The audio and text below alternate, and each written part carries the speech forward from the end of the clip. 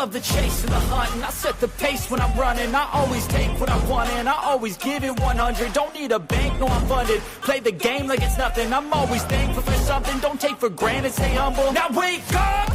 It's time to look at the enemy. Look in the mirror if he is no friend to me. It's not working out, maybe it's the chemistry. It's time to break up so I can make a better me. Better believe in your mind, cause it's everything.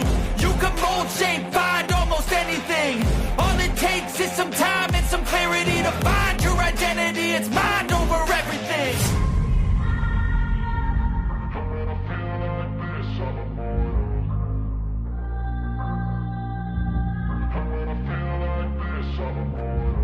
And when I feel like this, I'm immortal. When I feel like this, I'm immortal. When I feel like this, I'm immortal. When I feel like this, I'm immortal. Don't stop, just give me up.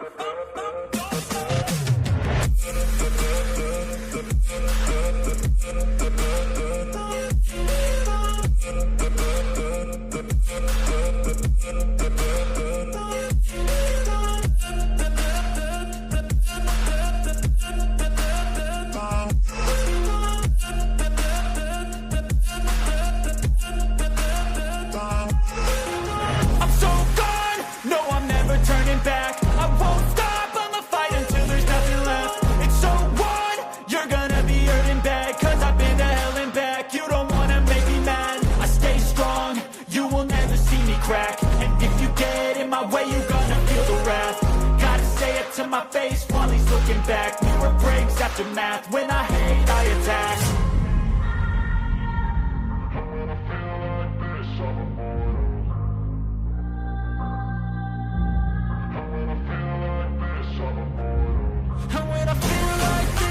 immortal. When I feel like this, I'm immortal. When I feel like this, I'm immortal. When I feel like this, I'm immortal. Don't stop, just give me up.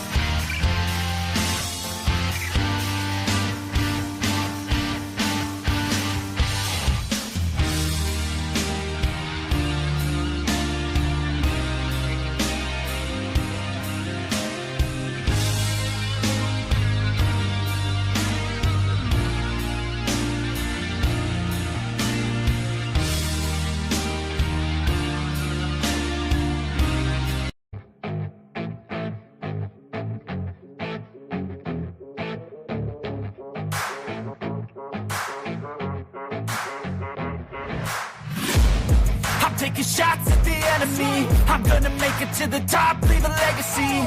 If I got something to say, you better let me speak. Turn it up a new degree, bitch, you ain't seen anything. I pop off with the new rock, electro.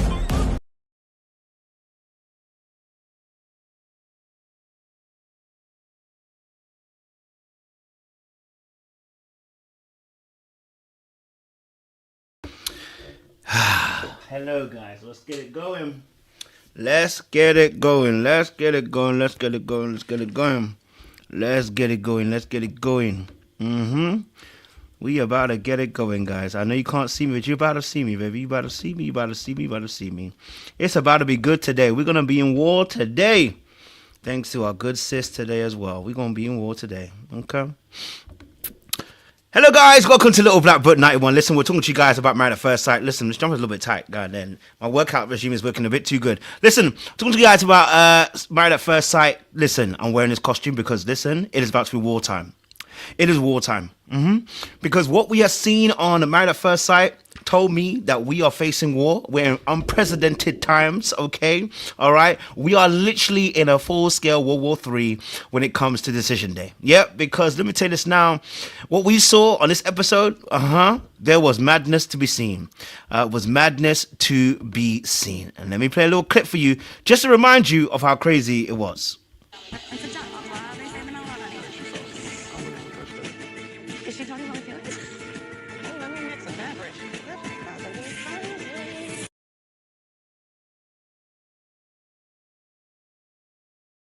It's about to be a crazy night tonight, okay? All right, it's about to be a crazy night. Listen, let me tell you this now. We ain't playing with you, okay? We ain't playing with you, all right? We ain't playing with you. They ain't playing with you. The experts ain't playing with you. Nobody's playing with you tonight, okay? So I hope you're ready, okay? I hope you're ready to come with your boxing gloves, ready to defend your side today, okay? All right, because it's about to be a great one. All right, this hoodie's tight, you know. I can't lie to you, it don't fit no more, bro. The workout regime is working a little bit too nicely, a little bit too good, and I'm a little bit this color. I need to change the color of the lighting because the lighting is not looking too good. By the way, listen, look, we're about to have a good show tonight. Listen, make sure you guys are liking, share, subscribing, clicking on that bell button for notification of the uploads. I appreciate you as well.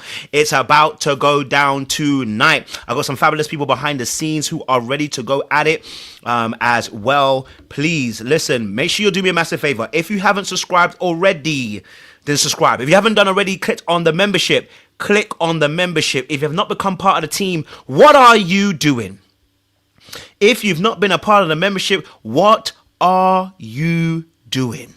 Okay, you're going to be missing out on a wonderful, fabulous show because it will go to membership only conversational chat in a few minutes. I got 155 people in the room. Can I get 155 likes on this live? Can I get 155 likes on this live? Okay, all right, because there was a madness that was happening on this show. I just want to know, who do you think is going to win the war between Madison and Michelle? Who's going to win this war? Because I don't think you know my feelings. Okay, so I don't want you to talk about my feelings without me there. And sit down. They say the marijuana. I wouldn't even touch that. Is she talking about my feelings? Intentional thing. You know, there's been. It's not looking good. It's not looking good. All right, so I got some fabulous people behind the scenes. I won't waste time. We're going to get straight into this wonderful, wonderful, wonderful, wonderful, wonderful, wonderful, wonderful show. My first guest, you know who he is. He is a long-standing member. And just as he's a long-standing member, so is the vehicle that he drives. So don't play with him now, okay? And so are the stories that he tells. Very tall, very long. Pause. All right, welcome to the stage, Trey, baby. What are you telling me, Trey? What's up? Good evening. How y'all doing? We in here doing good. We are doing good, sir. I hope you're ready for the show tonight. I guess y'all talking about to be some Rocky movies up in here tonight. Okay. All right. Let me get Eye of the Tiger ready. Eye of the Tiger. It's about to be a strong one, I can tell. Get my lip ready. Adrian.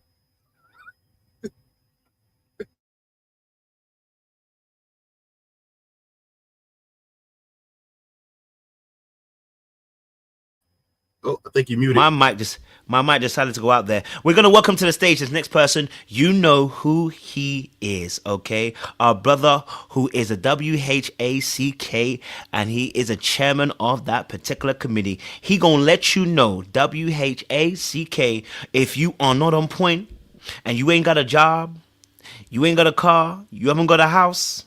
You know who he is. Phil. How we doing, Phil? You know what? He better pop up in a few minutes. It be like that. It be like that. You know what I'm saying? He gonna pop up and say whack just by that. He gonna pop up. He gonna pop up. It's a misdemeanor on this one. Don't worry about that. He gonna pop up. All right, my next person to come to the stage. You know who she is. On the 16 continents of the planet, even though there isn't. Okay, she is an out of world experience, and she can hit you with wisdom from all 16 corners of the globe. Yes, this is our wonderful, fabulous sister who's got a plan, and she's gonna work it out, work it out, work it out. Welcome to the stage, Latoya. Hey there, thanks for the Kanye West. Big ups to Chicago. I'm ready for war. Let's go. That's right. That's what I like to hear. Ready for what? She said, ready for what? Yeah, I'm saying to you, appreciate you. Now, my next person come up to the stage, you know who he is, okay? All right, he's been making shockwaves on this channel. I know he has split the audience like Moses split the sea, and many are looking at him like Marmite. And he is from the north. No, he's not. Is he from the south? No, he's not. Is he from the west? No, he's not. He is from the East, and he's prime time, baby. Welcome to the show, Easton. What are you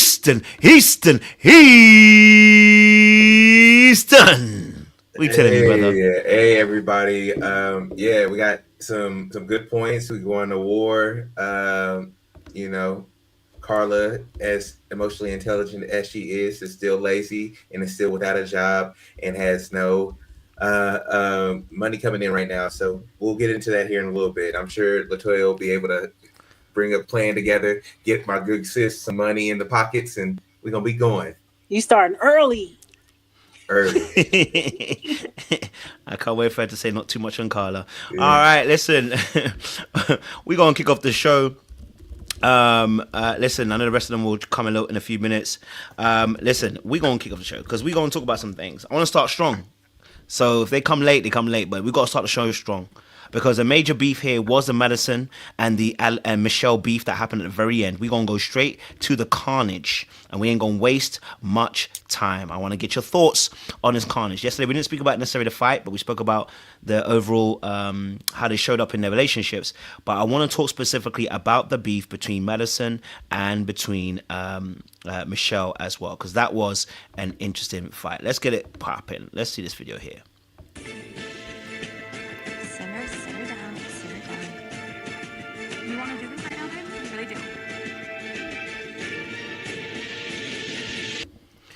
All right, listen, I want to know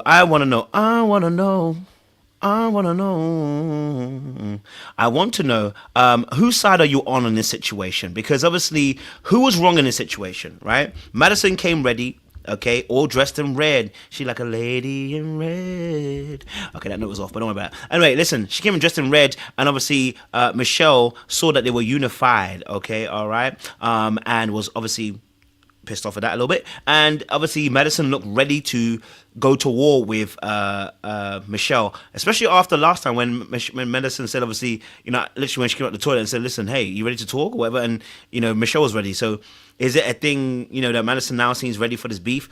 Who was wrong in this situation? Who was wrong in this situation? I want to know the perspective from you guys. So Latoya, start us off, you know, because you are a good lady on the panel. What happened in here? I mean, we got to definitely see how it's going to all go down. But like, if we want to talk about win or lose, like, Madison is going to lose at the end of the day. Like, she's going to lose because you're not out here trying to act like you that girl after what you did on national TV. I mean, she came in, the makeup was that's a whole nother part of this conversation. But they both came in with I don't care. I don't F with you attitude. And so wherever she has gotten this courage from her hiding at the retreat up until like today, she's ready to like confront it and like move past it. But honestly, none of them are winners. Not Michelle, not Madison, not David. None of them are winners in this. I'm kind of sick of them. If you want me to be real honest, I'm kind of sick of these Karens like trying to act mad, or specifically Michelle trying to act mad over a guy she don't care about, and the cameras making David and Madison have to continue to deal with this when they don't care at all. So they're all losers to me. Well, I guess I'll answer the question by saying I don't have a dog in this fight. I don't care who wins. But if I had to put money on it, I'm thinking Madison is going to take it. She seems to be the younger fighter, the younger competitor. She's in better shape. You know, her jab's looking pretty strong out the gate. I don't know.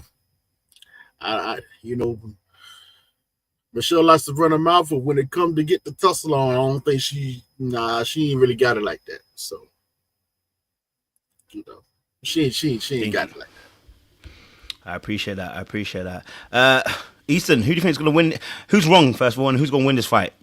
What are we gauging wrong by? Because obviously Madison is, both of them are wrong in their own areas. Again, Michelle is really blowing smoke about somebody who she doesn't care about, and Madison is a cheat. She's a cheat. She got that Jezebel spirit in her. So basically, it's a lose-lose. But if I'm going with the current state, I think everybody on the show is kind of gassing, trying to get that last little bit of juice out of woe is me. I didn't do anything wrong. And this was the rare occasion where both David and Madison were just, I guess, owned it. They were like, they walked around kind of proud, like a badge of honor, like, yeah, we here. And David's built like a lumberjack. And I got on this, you know, like the Hallmark movies, like the Lifetime movies, and some of them be Christian based, and it'd be like, this is an embodiment of the devil, where the person be wearing like mascara and got on red clothes, so you know that that's the devil. That's how Madison looked last night. Or the other night, she looked like she was like the embodiment of like what the Hallmark movie would be like. Yeah, that's a bad person. But if it was a fight, if it was physical, I put my money on Madison, but I wouldn't sleep on Michelle because she got some shifty eyes, a little twitch, and she might go farm town on her, and that might be it for her. So, question I want to ask, because really and truly, this fight, it involves David, right? It involves David, right? So let me play a little bit more of the clip. Mine and Alan's situation was 100% different than David's and Michelle's. I think all of us knew that Michelle and David were not going to be together at the end of this. She didn't give a shit about David. I want to ask a question. Since they're beefing, and it's beefing over David, does that make David the prize?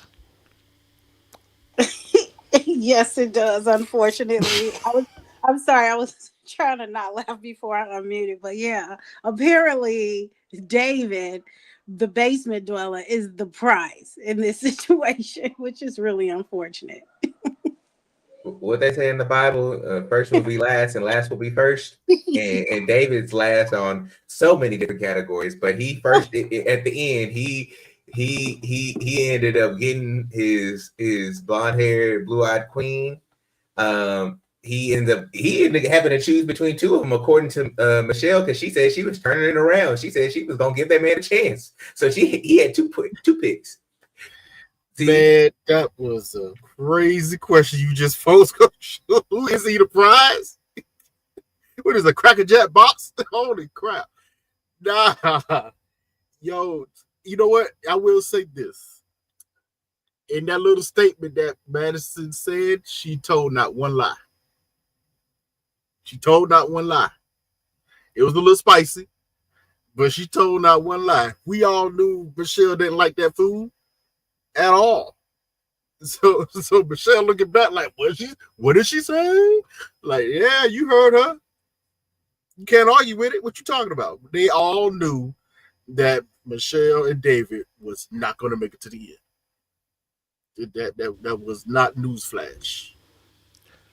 So obviously in this situation, obviously that Michelle, because Michelle said, so we have to follow her logic.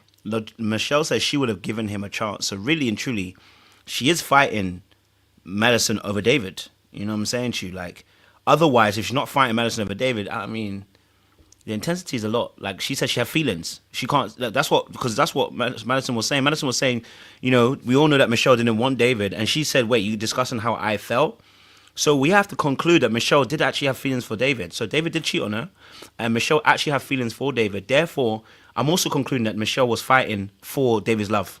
And I think she actually needs also to work on herself, because you shouldn't be fighting for David like this. Somebody who's cheated on you and left you, he couldn't even lie correctly. I think Michelle needs some inner work and some inner stuff. Maybe it's just me.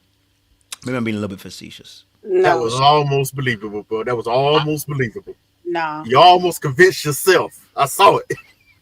She's fighting over her ego. She's fighting over her trauma, her beliefs that she can't get rid of. This ain't got nothing to do with David. Actually, she's fighting to be right. She's fighting to be heard, but she is not really fighting over David, which is why she looks crazy just keeping this on instead of just moving forward, despite how she feels internally. You did not like the David, so there's no reason to keep like battling in this way that she's doing. I think it's pathetic. Yeah, I'm with the team tonight. I think I'm with Trey. Yo, Madison told not one lie. She didn't want David, but someone just put in the chat, it's about respect a little bit. But I don't even think it's about respect. I think Michelle just wants to be right. She just doesn't want to be the villain. But you out of that phase already. So just let it go. I think it's a combination of two things. I think that Madison and David are walking with their shoulders back, their chest up, because for all intents and purposes, if we really care about the show and the social experiment of Married at First Sight, David and Madison should never get any more airtime. As soon as they found out, they shouldn't have got no more airtime after they got their partners got closure. But what did Married at First Sight do? They gave them a date.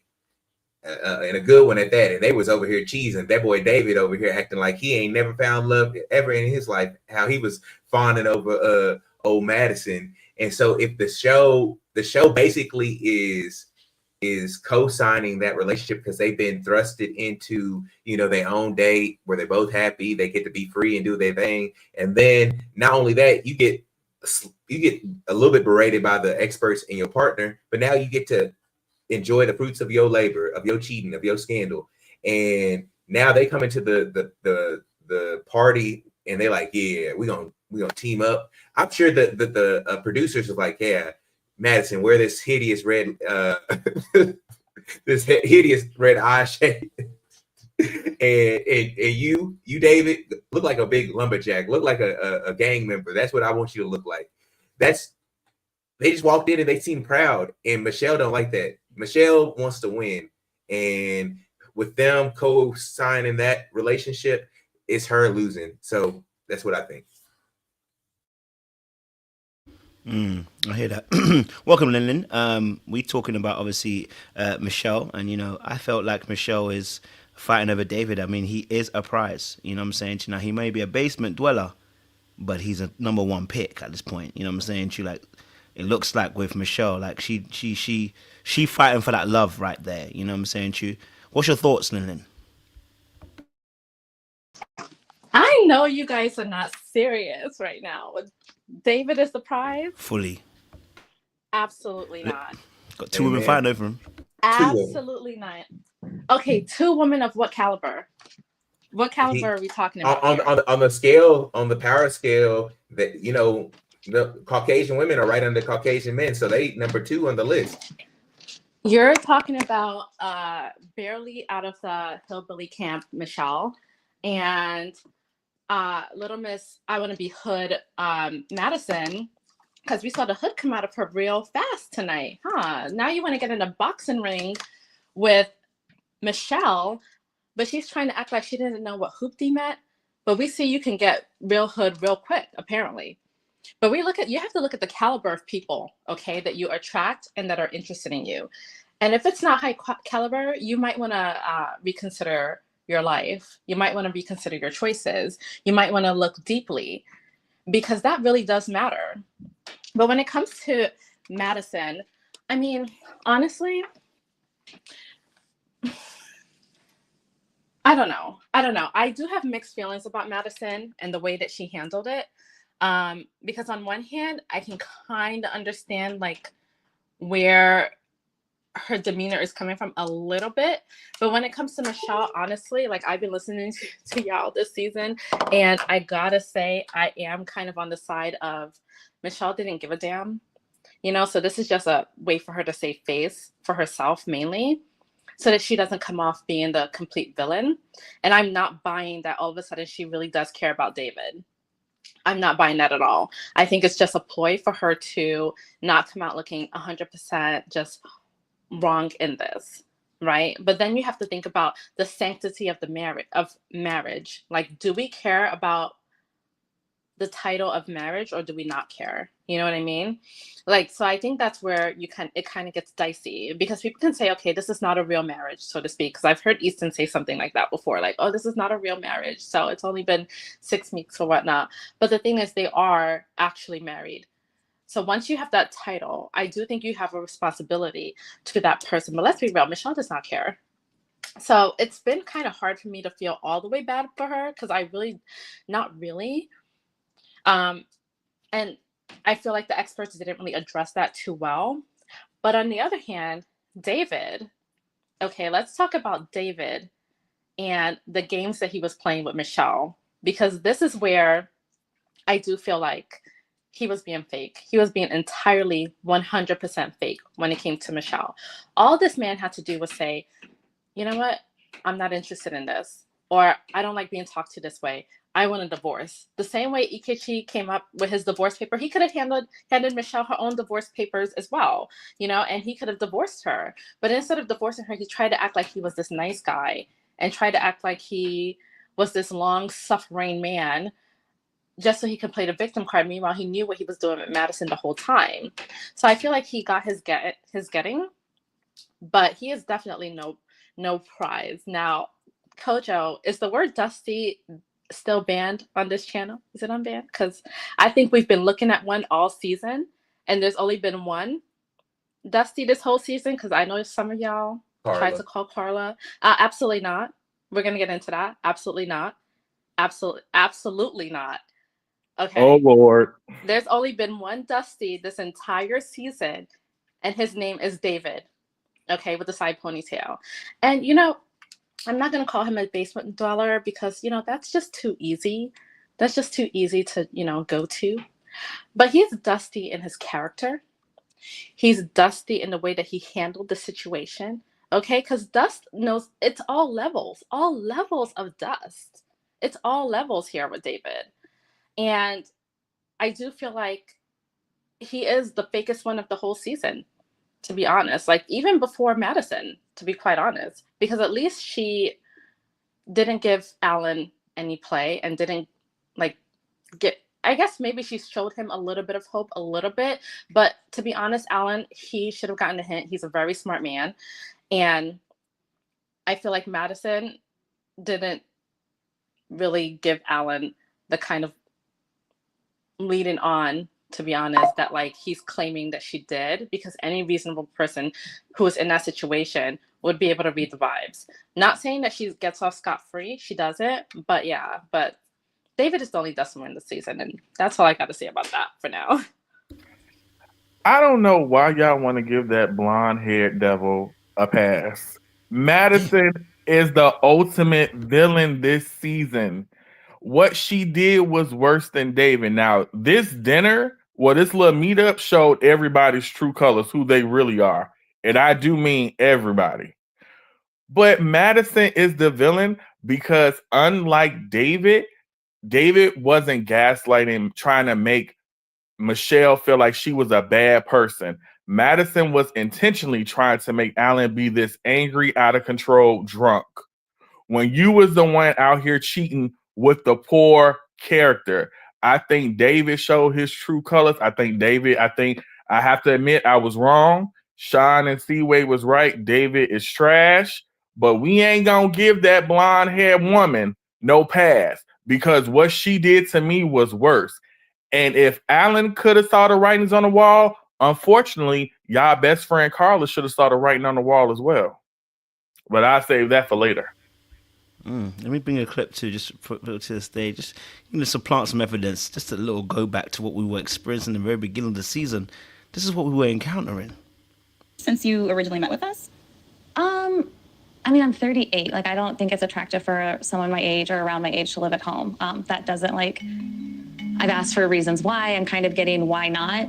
I choose to do that. So I think if there was, like, I had, like, a better understanding of the why, maybe, but I still think I would not be attracted. Like, if he came up to me and, like, met me, like, on the street or something and like that. Yeah, you know what? It was never going to work. It was never going to work. That woman says she had feelings for him, and yeah, I think we can hold two things true. I think it can be a sexy turner when someone is truthful. I don't mind you telling the truth, but if you rejected me the whole entire time, that ain't going to be sexy. You know what I'm saying, Chew? So telling the truth and being synonymous with rejection is not the same thing. I can hold two truths at the same time. You can be truthful with me and I can find that attractive, but you can end up rejecting me and I'm not going to find that attractive. You know what I mean? Like, someone can be, it's nice to be truthful. You're telling me the truth. I can work on certain things. I can grow. I can be a better person. Not when you don't find me attractive. You know what I'm saying, Chew? She said she didn't even look at him. Anyway, Sean, welcome to the panel. We're talking about, obviously, we skipped a few things, actually. To be honest, I was asking who was going to win the fight, but obviously in terms of David, Madison, Michelle, I guess we've moved it now to who was the worst villain out of the three, since we've now seen what we've seen with Michelle and Madison going at it a little bit. Who's the worst villain here? Interesting question. Well, I think what's that crew? There's a crew of like super villains, and they work together in a pair. I don't know. I can't think of the name, but perhaps David and Matt. What'd you say? We talking about off of Star Wars? No, it's not. It's not Star Wars. Is it a Marvel spinoff? I don't know. I'm blame it on my age, but nevertheless, we're gonna call them Bonnie and Clyde. So I think they are Bonnie and Clyde. And then I don't know what to classify Michelle as at. She's, I don't know what we call her. Yeah, she's villain. She might be villain light. I don't necessarily think she's all the way villain, but I think she's villain light for sure. Because she's out to prove a point. She wants to drive a message home. She wants to be vindicated. Yeah. Oh, Felicia. Yeah, Joker and Harlequin. Yeah, that's how I see the two of them. Definitely that's how I see the two of them. So yeah, they're definitely menaces together and very chaotic. But I just think Michelle's just first of all, she's embarrassed. This is taking place on TV. And her personality seems to be somebody that's, her friends have described her as somebody that's, a little bit difficult, very difficult. So she wants to just drive the nail home that she was done wrong. Now, I don't necessarily think, though, that she wants David. I think it's a tricky thing. I think it's a tricky thing in that she's trying to prove herself right. She's probably convinced herself a little bit that she's been working through the process. And, she's probably lying to herself a little bit. And, so I think that. Oh, by the way, they were dressed up that way because they were going to a Halloween party afterwards. Some context for the wild looks. How did you find out? Was it on their Instagram? That was on Maps Fans IG page. Oh, okay. Yeah, so they were going somewhere. That's why they were like that. Okay. Well, I mean, yeah, it makes sense why she was in the red aspect there. I can see how she was coming out like the woman from the Addams Family, but in red. But obviously, situation with Madison, Michelle, David. We saw the beef between the two of them, Michelle and Madison. That's what we're discussing Iran, and obviously who was going to win that aspect as well. How do you think Alan handled this situation? I thought he handled it very well, actually. I felt like, he did a good job in not being disrespectful, kept boundaries. He said hello to Madison. I think he even said hello to David, as well. Had a conversation with him and just said, "Don't shake my hand." You know what I mean? I thought this was a really good, mature, disciplined way of handling things. I want to get your thoughts on that after obviously burning paper in somebody's house. But obviously, I want to get your perspectives that's slightly different on this situation. How did you see Alan on this particular episode, guys? How do we see Alan on this episode? Do we agree? Was he more mature in his place? Was he much better behaved? Yes, Easton? Absolutely. This was a better version and a better showing of Alan, and nobody's trying to be the emotion police, but I think that it allows him to stay confident and sure of his decisions, although he probably did have a lot of emotions racing during that moment.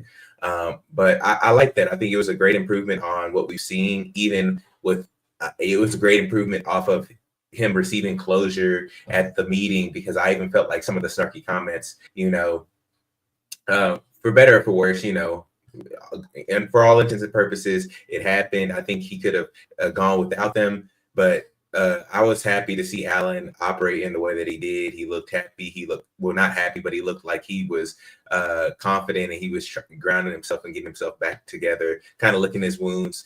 And so, yeah, I was, nothing but good things to say about you for the most part, Alan, this episode.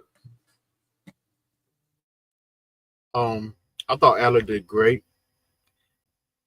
He pretty much answered. He responded to David how I wished and hoped he responded. Hey, what's up? I ain't gotta shake your hand, bro. We ain't cool like that. We ain't gonna be cool like that. That's cool. There's only one instance where I thought Alan, he kind of slipped a little bit. It was right after he didn't want to shake David's hand the first time. Madison passed by, and he looked back and said, he tried to say, hey, Madison. She kept it moving. He kept looking at her. I was like, bro, you still kind of pining just a little bit. You still looking for some type of attention from her. And that, just in that moment. But everything else, Alan handled it perfectly as he should, as a gentleman with a little bit of heat towards David, because he tried twice to shake his hand. Alan was like, nah, bro. We ain't going to be cool like that. I'm sorry. It ain't going down. I think that's Alan just wanting to be seen, and that has nothing to do with Madison. I just think in general, like, Alan is probably a person that hasn't been seen for how awesome he is. He even said that a couple episodes ago, like when he was talking to Juan at the retreat. He was like, when people get to know me, they like me. It's like that was him saying, like, I like being seen, and for people to see me as I see myself or whatever. But I believe that he behaved really well. He is what Michelle needs to be. Okay, calm, cool, collected. If we really want to be honest, Michelle is crashing out. This is her version of crashing out, just constantly wanting to like get answers, constantly like that this is crap. You know that they are lying. You know that they don't care about you. You know that they're not going to be honest with you. And even if they are, they're going to say, you do whatever you want with it. It's like she just can't stop. She's just like addicted to the toxicity. And so I like that, although actually Alan is the only victim in this situation, that he also shows the most maturity. Even though he has some moments, right, of having an emotional reaction, like he still has shown the most maturity out of all of them, for the one to have been hurt the most. And so I really think that Michelle could take a page from here now that they're out of it. They've talked to the experts, like they have essentially sort of like closed this chapter and moved on. Like I wish that Michelle could see that and realize that that's the best solution for her. And I'm glad that Alan, despite everything, displayed that behavior, because I'm sure it was hard for him to just even be around them. Because like you said, I peeped the way she didn't even speak to him. It's like it's going to take him some time, but he showed up really well in that moment. Yeah. Where are y'all saying that she didn't speak to him? Because she definitely said, hi, Alan. Like he said, hey, Madison. And she goes, hi, Alan. And she had like a little smile as she said it. So I don't know. Maybe I need to watch that back. She did say hi, Alan. That was the second time when he tried to speak to her again. I'm talking the first moment when David passed him and tried to shake his hand. And he was like, no. Madison didn't then pass by. He said hey to her. She didn't say anything. But the second go around is when she said, hey, Madison again. And then she said, hey, Alan. I wish Alan hadn't spoke to Madison. I was glad he didn't shake David's hand. He would have made my night if he would have yelled out whack when they walked through the door. I wouldn't have said nothing to either one of them. Just whack. I just would have been screaming whack all night. Every time one of them said something, it would have been a whack. Sorry. I wish she hadn't spoke. Mm-hmm. Yep. Go for Sean. Yeah, I just feel like they're carrying a little bit too much arrogance for me, especially with it being so soon. Yeah, it's just no contrition, no, no humility whatsoever. So it just rubs me the wrong way. I think they, have convinced themselves that they're justified in doing what they did, and they're carrying on that way. And to me, that just reeks. It's not to say I'm perfect. I never made a mistake. I definitely can get that. But at the end of the day, I think especially so soon after you've made a serious indiscretion, have a little humility, but it's zero. It's everybody else's fault. Madison got the nerve to be talking about, oh, she was never choosing him. Mind your business, deal with your stuff first before you trying to justify what you did. What about what you did to Alan? How about that? Deal with that. Why did you do what you did to Alan? Because he clearly was very interested in you, and you played a lot of games. So I just need her to be quiet. Just silence is always an option. And I need her to just chill out. It's too soon, too early to be, trying to be puffed up in the chest and having all these opinions when you are really the one who did a major indiscretion. Sean, she's gonna say that David is her business because that's a man.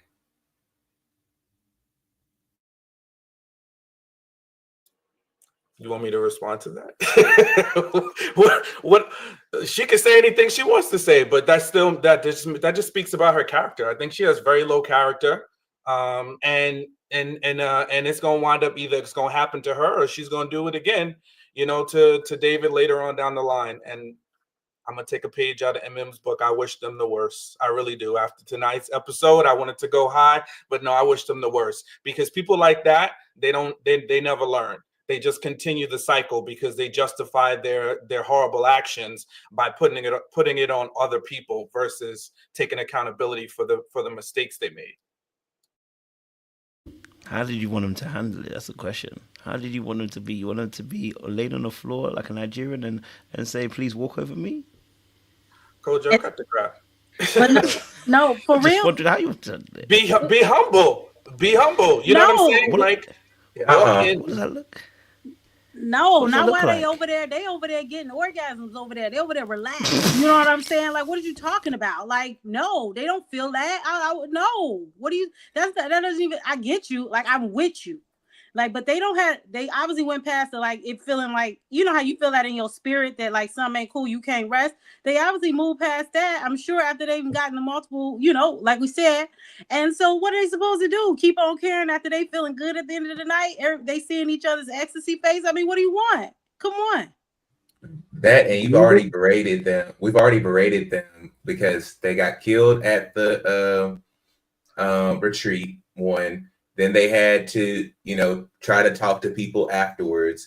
Then they went to they had the little closure meetings with the experts too. I mean, at this point, they've already went through the full cycle of the shame walk, and they was shame, and they were just walking down the street. So at this point, like I said, the show is over here endorsing them because they got their own little date. David acting a fool. He acted like he ain't never met a woman like Madison ever in his life before. And so now he said, look, now we can act a fool together. And at this point, it's a beating a dead dog for them because it's like, how bad are y'all gonna make us feel about doing y'all dirty? Shoot, if y'all was as selfish as we were, y'all might have found y'all's forever person. Hey guys. Wow, Ethan. Hey guys. Hello, Steve. Hello. I'm assuming we're talking about the trifling bunch. The Devils in Red. Okay. Absolutely. Yeah, well, the joke's on Madison because while she's trying to get over on Michelle, thinking she got the last laugh on Michelle. She done Bonnie and Clyde her way into a basement dweller in a bad situation. And this is what happens when you trying to do, ride or die with somebody because you already got backed into a wall and you thinking you got one over Michelle, but your prize is Mr. Basement Dweller. Honestly, congratulations, because this is very, very short-sighted behavior. And I can tell that Madison has a lot of short-sighted behavior. Now, did they have to come in with their heads down? No. If you're already trifling, just ride that wave, okay? But you definitely didn't have to come in with your matching outfits. And what she didn't have to do is try to get buck with Michelle. It was very unbecoming. Very unbecoming.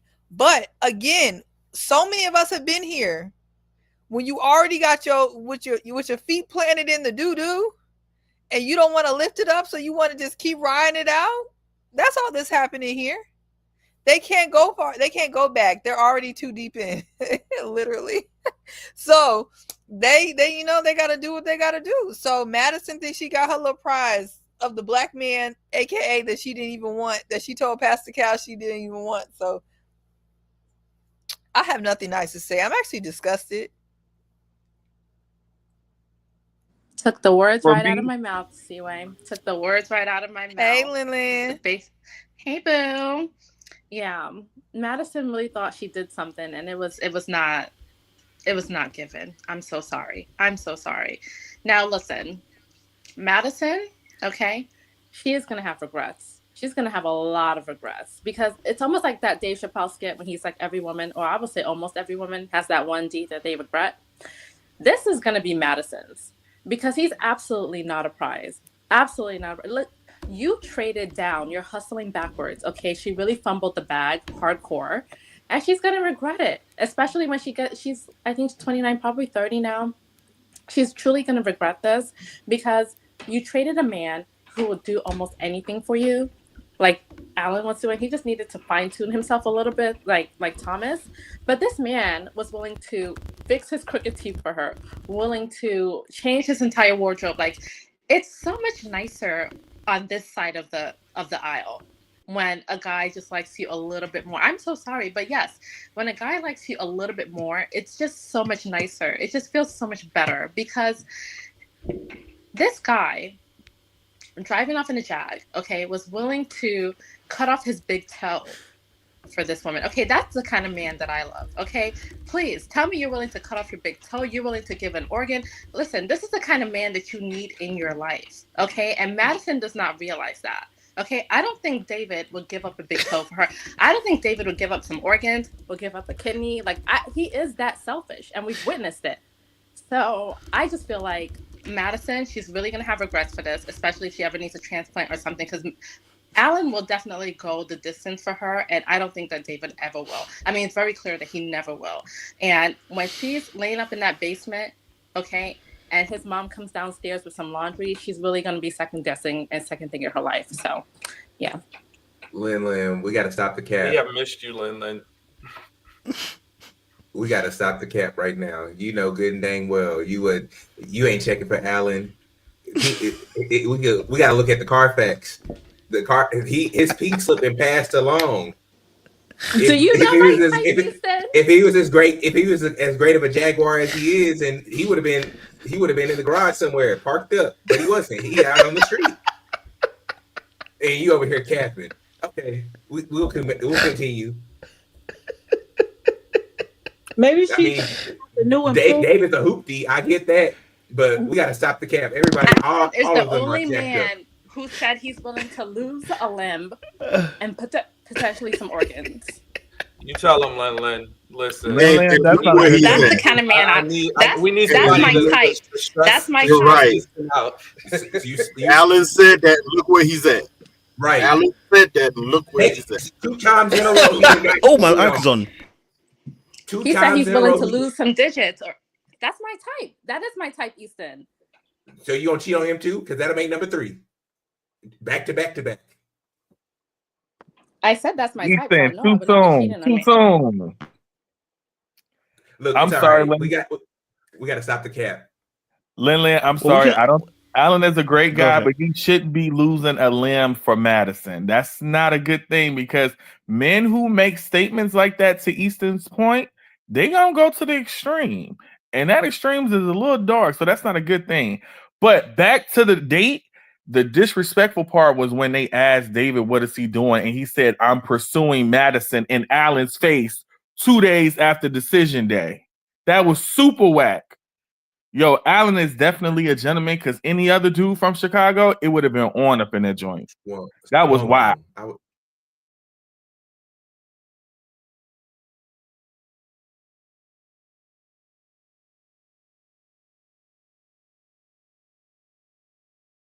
Sorry, my mic went up and I was trying to fix it.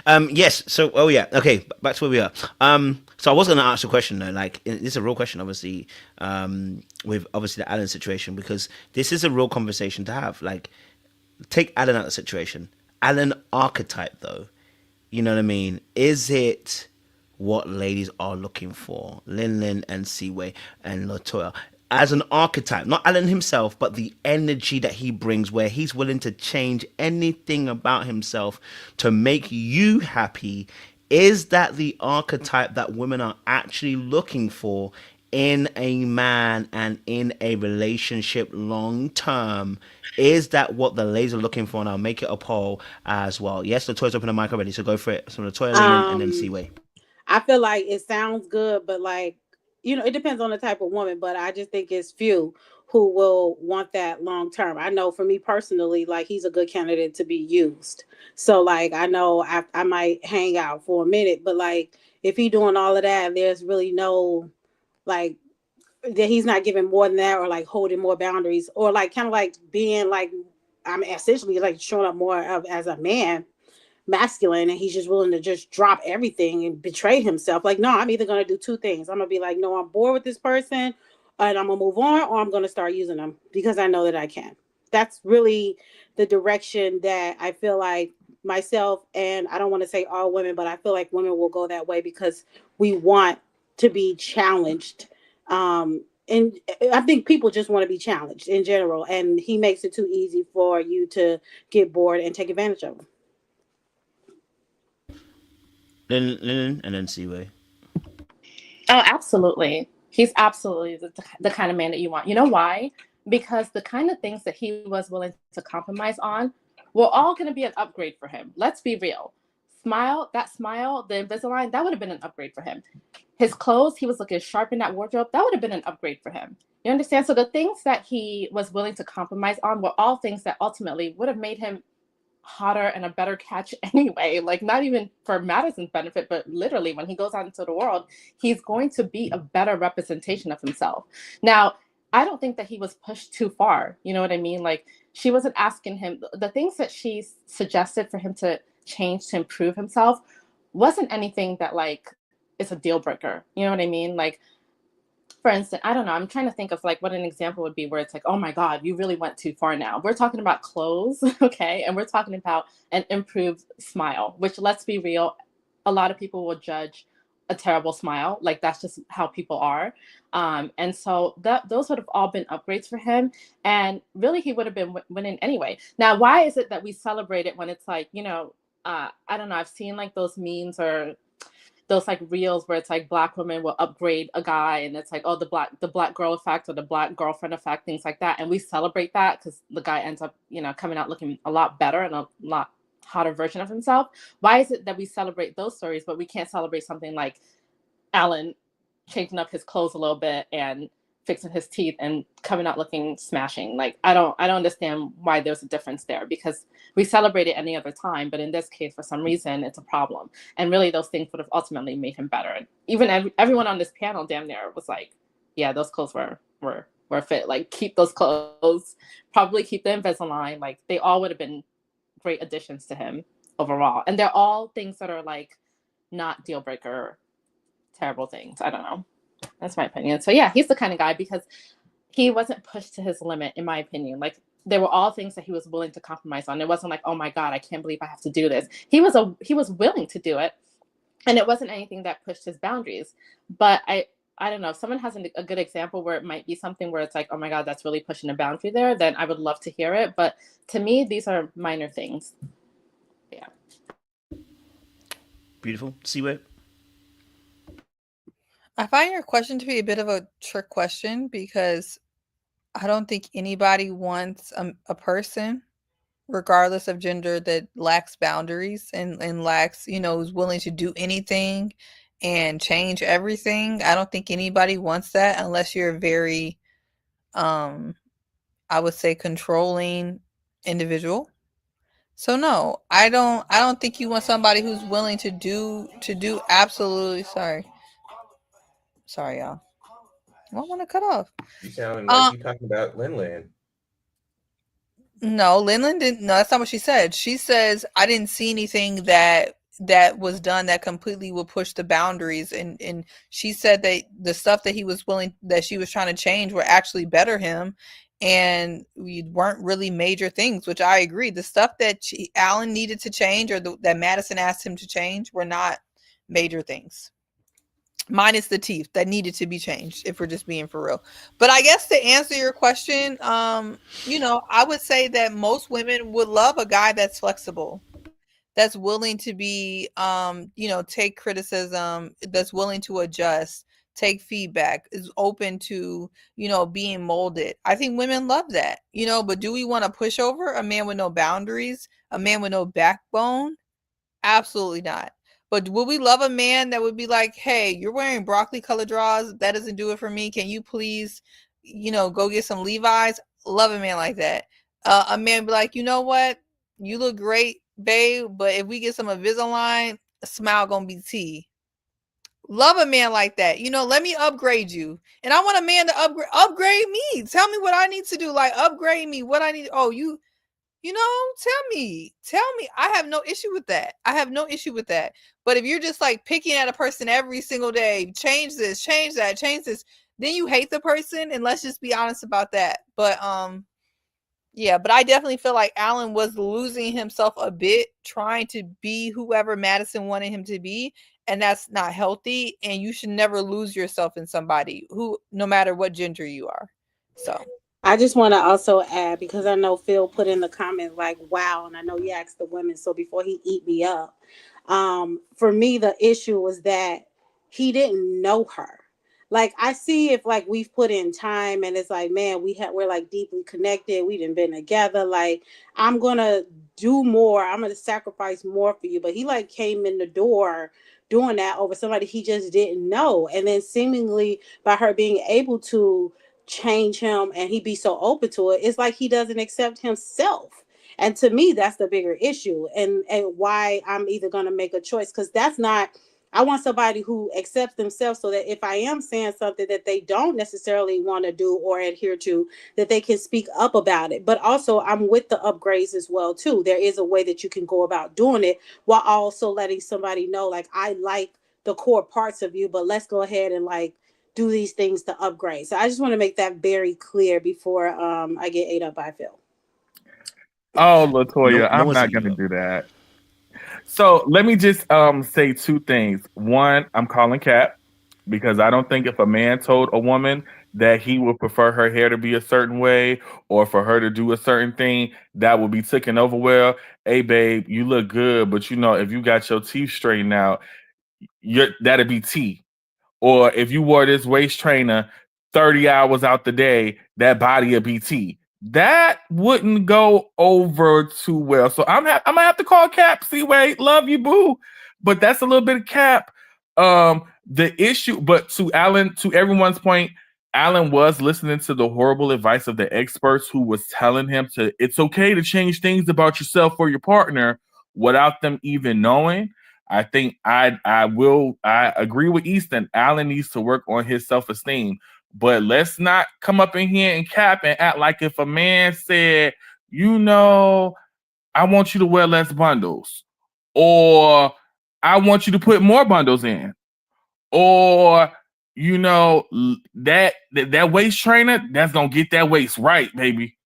That ain't going over well. So we can't cap on that. Like, that's not his teeth. The clothes was one thing, Okay, the teeth, the Invisalign, yo, you wildin'. That ain't going over well with nobody. So let's stop that, because like if someone had like a little, a slight issue with one of their eyes, and you said something like that as your partner, hey yo, y'all wild. Nah, that's cap. Okay. So so Kojo asked about if we would want a man that we would upgrade. So the focus being on that, I would not mind having a man that would be willing to be upgraded. But then I also did say I wouldn't mind the suggestion as well, which personally I wouldn't mind the suggestion. But as a blanket statement, what I will say is that because women's focus, women's looks, body, appearance is more important in society, yes, that is not as acceptable as when it's done to a man. Now, if I told a man, though, the equivalent would be you're a broke hoe, get your money up, you broke bitch, yeah, then that would be the equivalent of you telling me to take out or add more bundles. So yes, it is not the same. It is not the same. But there are a lot of women who would not mind, hey, do you like me in this? Do you like me in that? There's people who won't mind. But I do think, to answer Kojo's original question, there's a lot of women who would not like a man who would not mind a man who is open to suggestions. Okay, I have a quick question. Since we're in the whole math sphere, what was baby girl from Tennessee, the beauty queen? The one with Tina Head. The one with the man that who was that one? Right. I remember us.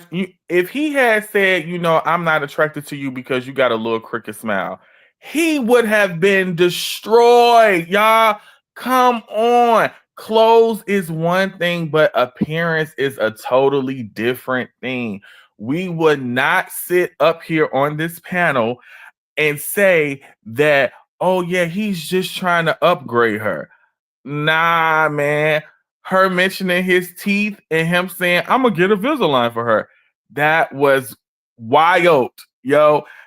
Men who are listening, if a woman says something about your smile or something like that, leave her. You wildin', because I came in here with the smile.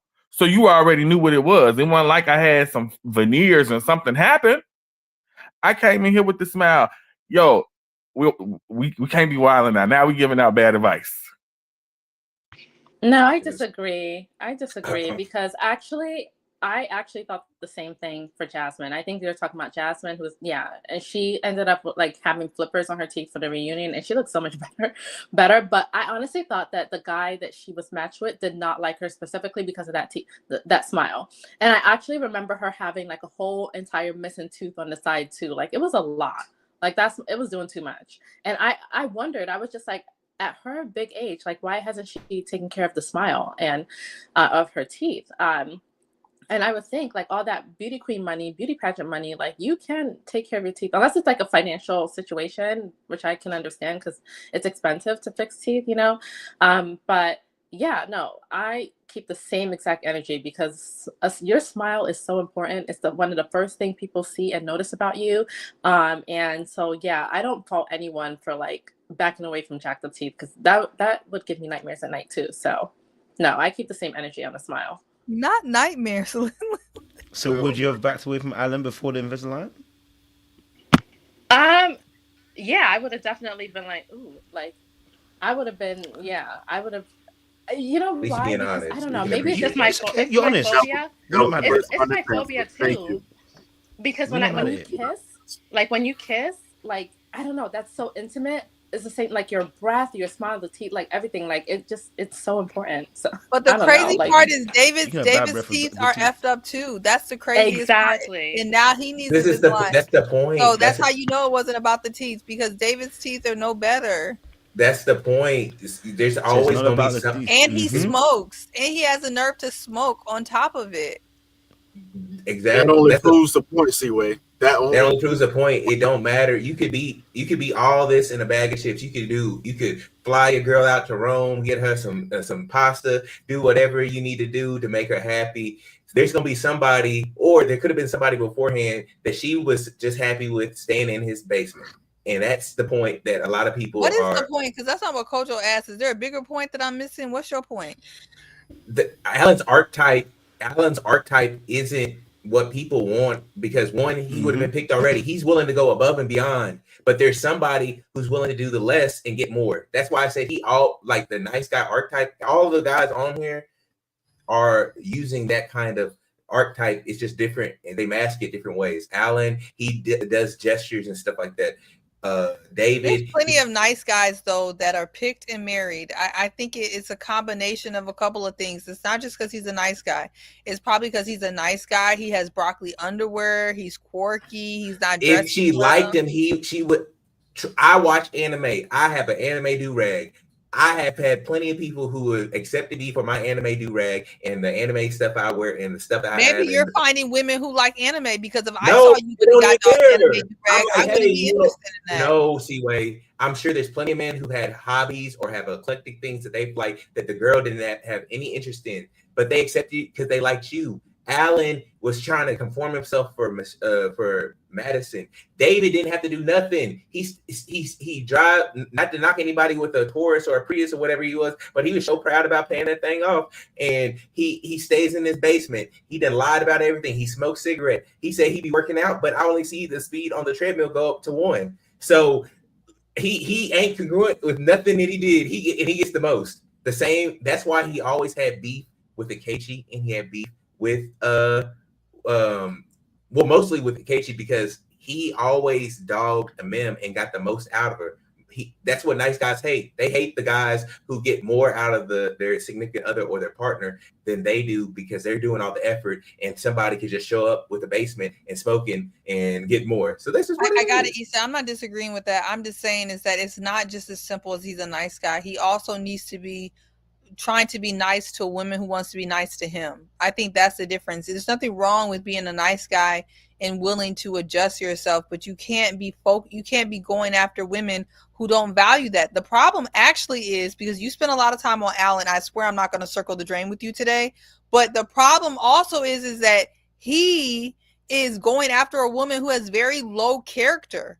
Really, the focus should be on his judgment of character. Madison has shown this episode and last episode that she has very low character. And you cannot be trying to contort yourself to a person who's vibrating on a very low vibration. Wrong, C-Way. What am I wrong about? Because he didn't pick her out. He didn't seek out. He was matched.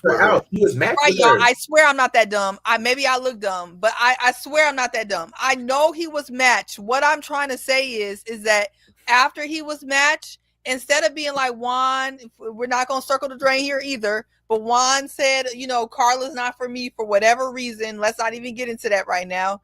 He was trying to force it and contort himself to a person that's not vibrating on his level at all. And that's the problem. If you want to talk about that, Easton, me and you can agree. But it's not because he's a nice guy. I just think you guys are saying the same thing in two different ways. I think the real issue that both of you guys are saying that Alan needs to work on his self-esteem and to know that he's good enough, but he's going to be good enough for the right woman. But to Kojo's questions, don't y'all ever tell no man his teeth jacked up. Like, don't wild out like that. Man, don't mention nothing about a woman's physical appearance unless she asks you, and she asks you more than one time. Don't come up here and say, oh, boo, I think that waist trainer gonna make that body T. Or I think if you did 5 days, an hour in the gym a week, that body gonna be real T. Like, don't do that. You're gonna get cussed out. Yes, Sean. Let me jump in for okay.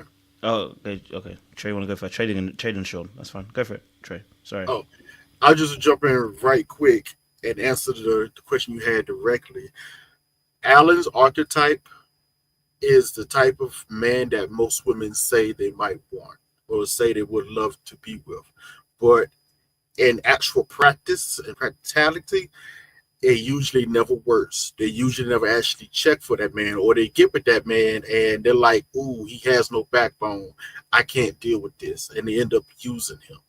It's just how it happens, unfortunately. My only issue, I liked Alex since the beginning of the season. I've always said that. I thought he was a good guy. But I also knew what his issue was just for the fact that he joined this show. And he showed them his backbone is a little brittle. It's not all the way broken. It ain't strong either. It's a little brittle. The way that he bent so much for Madison.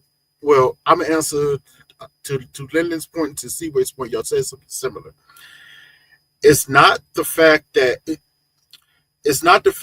he decided to make these changes. If you want to make a change for yourself, even if someone suggests it, if you're making it for yourself and it's for you, because you can agree with it, but I'm still ultimately making this change for myself, that's cool.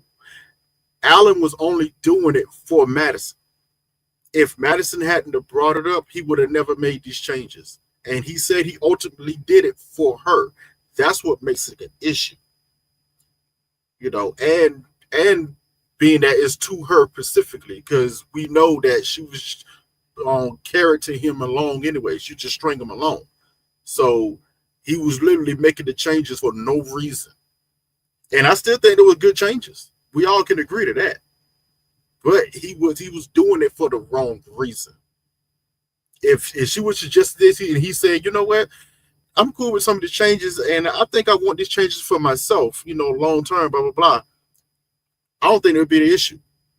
But he specifically said he was making these changes for her to make her happy.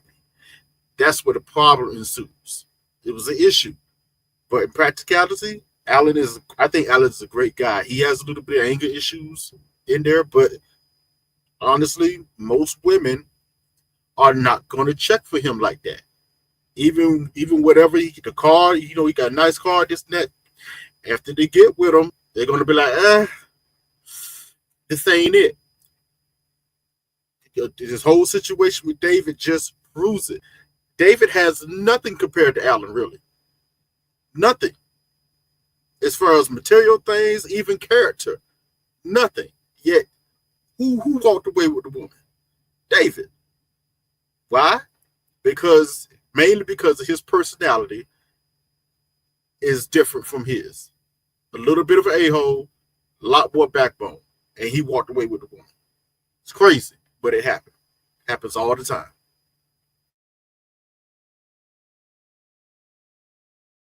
Go for it, Sean. Yeah, I happen to think Alan Alan should continue to do what he's doing just with the right person, and I think it's just using that judgment and discernment that you have to just do that for the right person, so, and that's it. And just have, nothing new or different than what anybody else said. You still need to have boundaries. I don't think being nice, being kind, being, open to suggestions from the woman that you're with as a man is going to hurt you. I think you just need to have boundaries, have boundaries and, move accordingly. But I just don't want to, I guess my hesitation is to put out into the atmosphere like men need to be mean to women in order to get them to like them, because I think men already do a good enough job of of that.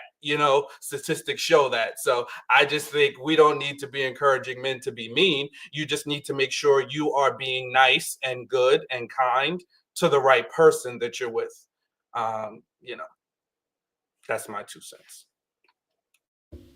No, I definitely hear you. I asked that question. I wanted to see what the ladies were saying because I wanted to. I didn't actually necessarily mean Alan himself, but just his archetype. And I think Seaway actually highlighted the reason why I was saying that actual question. The reason why I asked that question is because it is the behaviors that I was talking about. It's not about his attractionness in terms of physicality. It is the character and the behaviors that he exhibits. Sorry, not even character. The behaviors that he exhibits. The lack of boundaries. The fact that he let her change him without there actually being any real investment from the other party. He was willing to change in order to attain. He hadn't attained her yet. And I think that's the difference. So when people are saying, would you not change for your partner? Of course he would. But that's my partner and I know they're invested. Do you know what I'm saying to you? He didn't have that investment from Madison. And actually, if you actually listen to the very first argument they kind of had, she let him know. It wasn't even an argument. She let him know. She said it's too soft.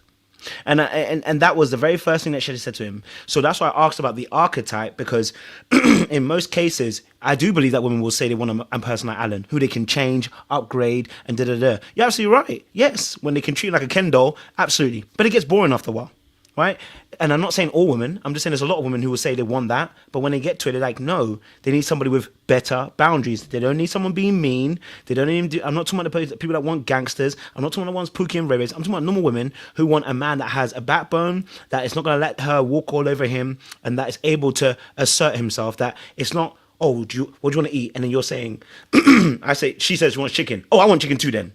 It's like you're almost following her rather than setting your own tone of what you want. And I think that's what we saw with the case. Now, the boundaries came a little bit later on. And, you know, when he was pushed to a corner, the problem with that is that when you're pushed to a corner, usually the response isn't the right response. And number two, the person's already lost some respect for you in that space. I'll tell you a story, a quick one.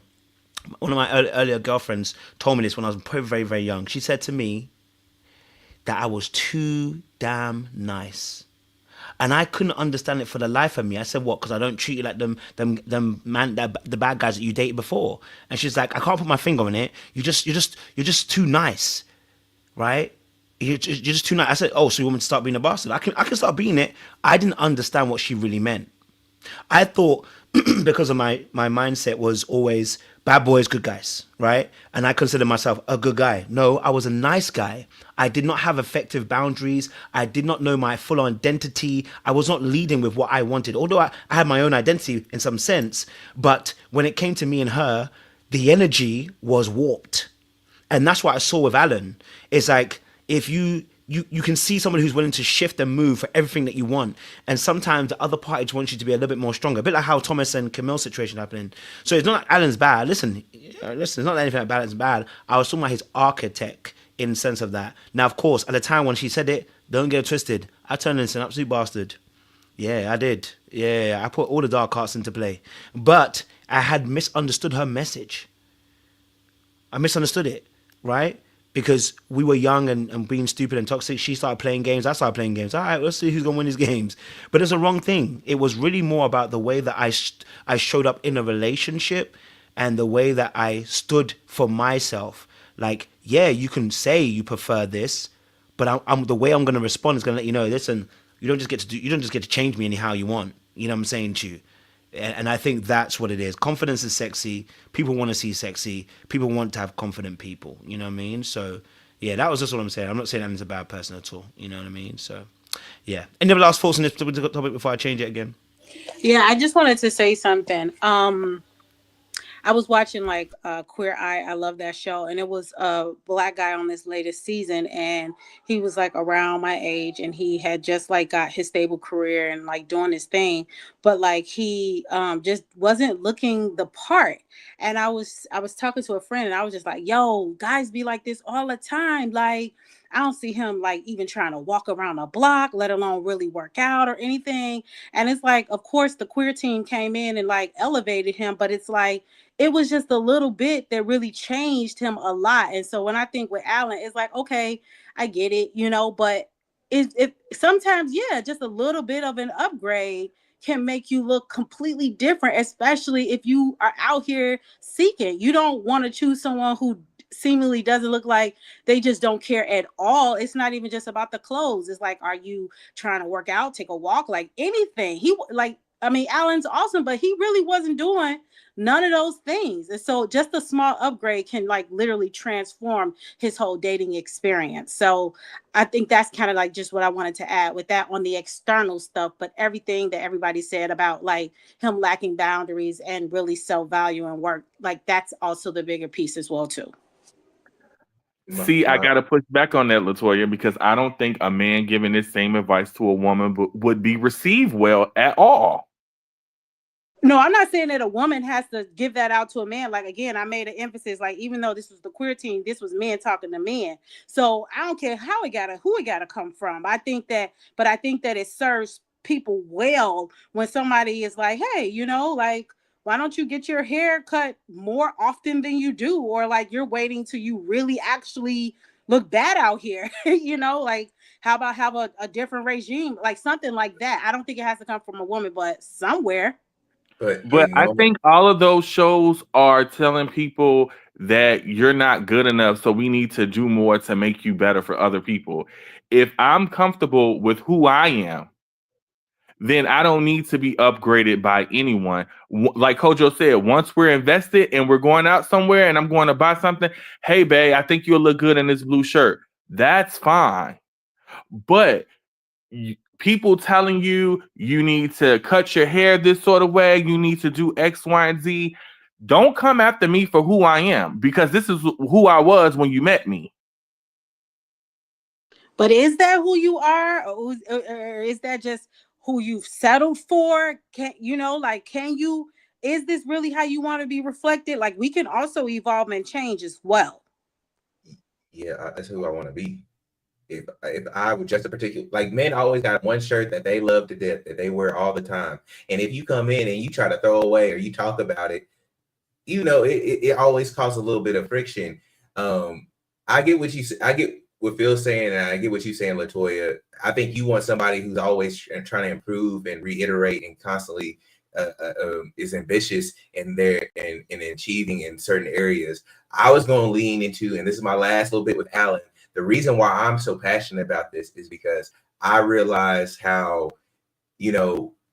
people who have like nice guy tendencies, or nice guys can be created through plenty of different fronts. But I'm forecasting because you see how Alan became the way he did, and that's not a slight to him, or I won't say it's a slight, but his origin story was he was in the middle of a custody battle. He didn't have a lot of time with his father, and his mother was busy doing custody stuff.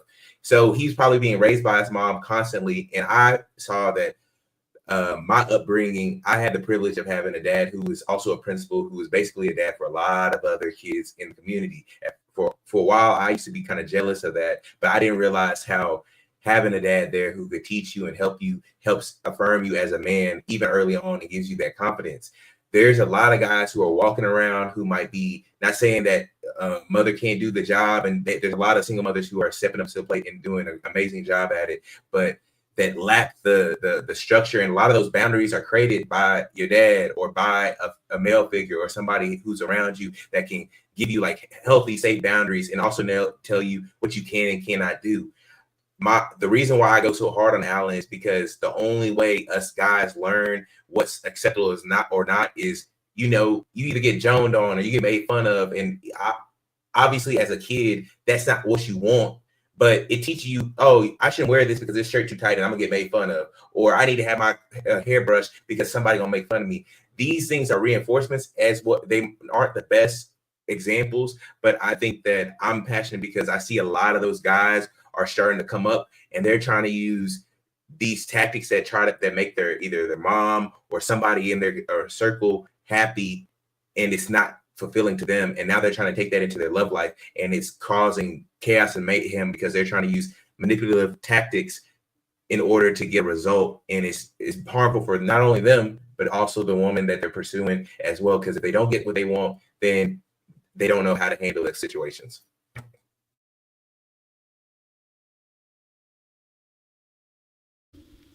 Who else wanted to add before we ask the next question?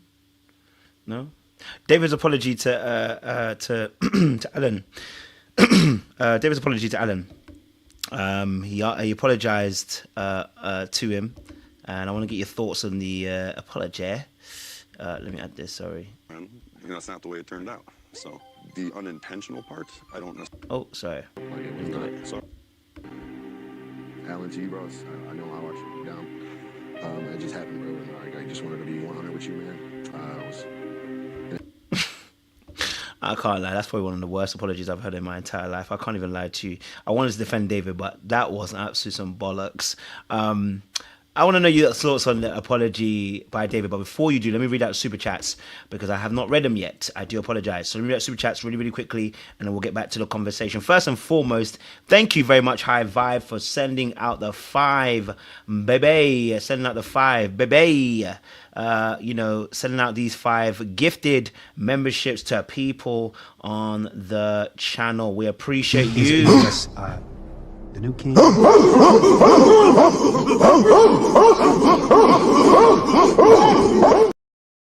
Blessings, blessings, blessings. We appreciate you. Thank you for sending that to us as well.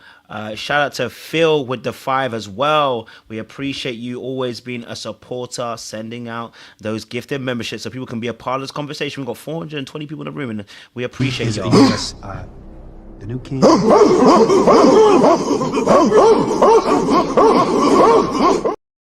That's right. Let me read out some of these super chats. Coley says, what Kendrick say? Be humble, sit down. Shout out to that. I appreciate that. Coley goes and says, Alan is not the good guy. Y'all think he is. Ooh, okay. Collie goes on to say, shout out to Collie with the super chats out here. We appreciate you. Keep sending the super chats. We gonna keep receiving, and I appreciate you. Alan gives heel snap and unalive his partner on accident. Damn, it's the rage that's just under the surface. Collie, what have you seen?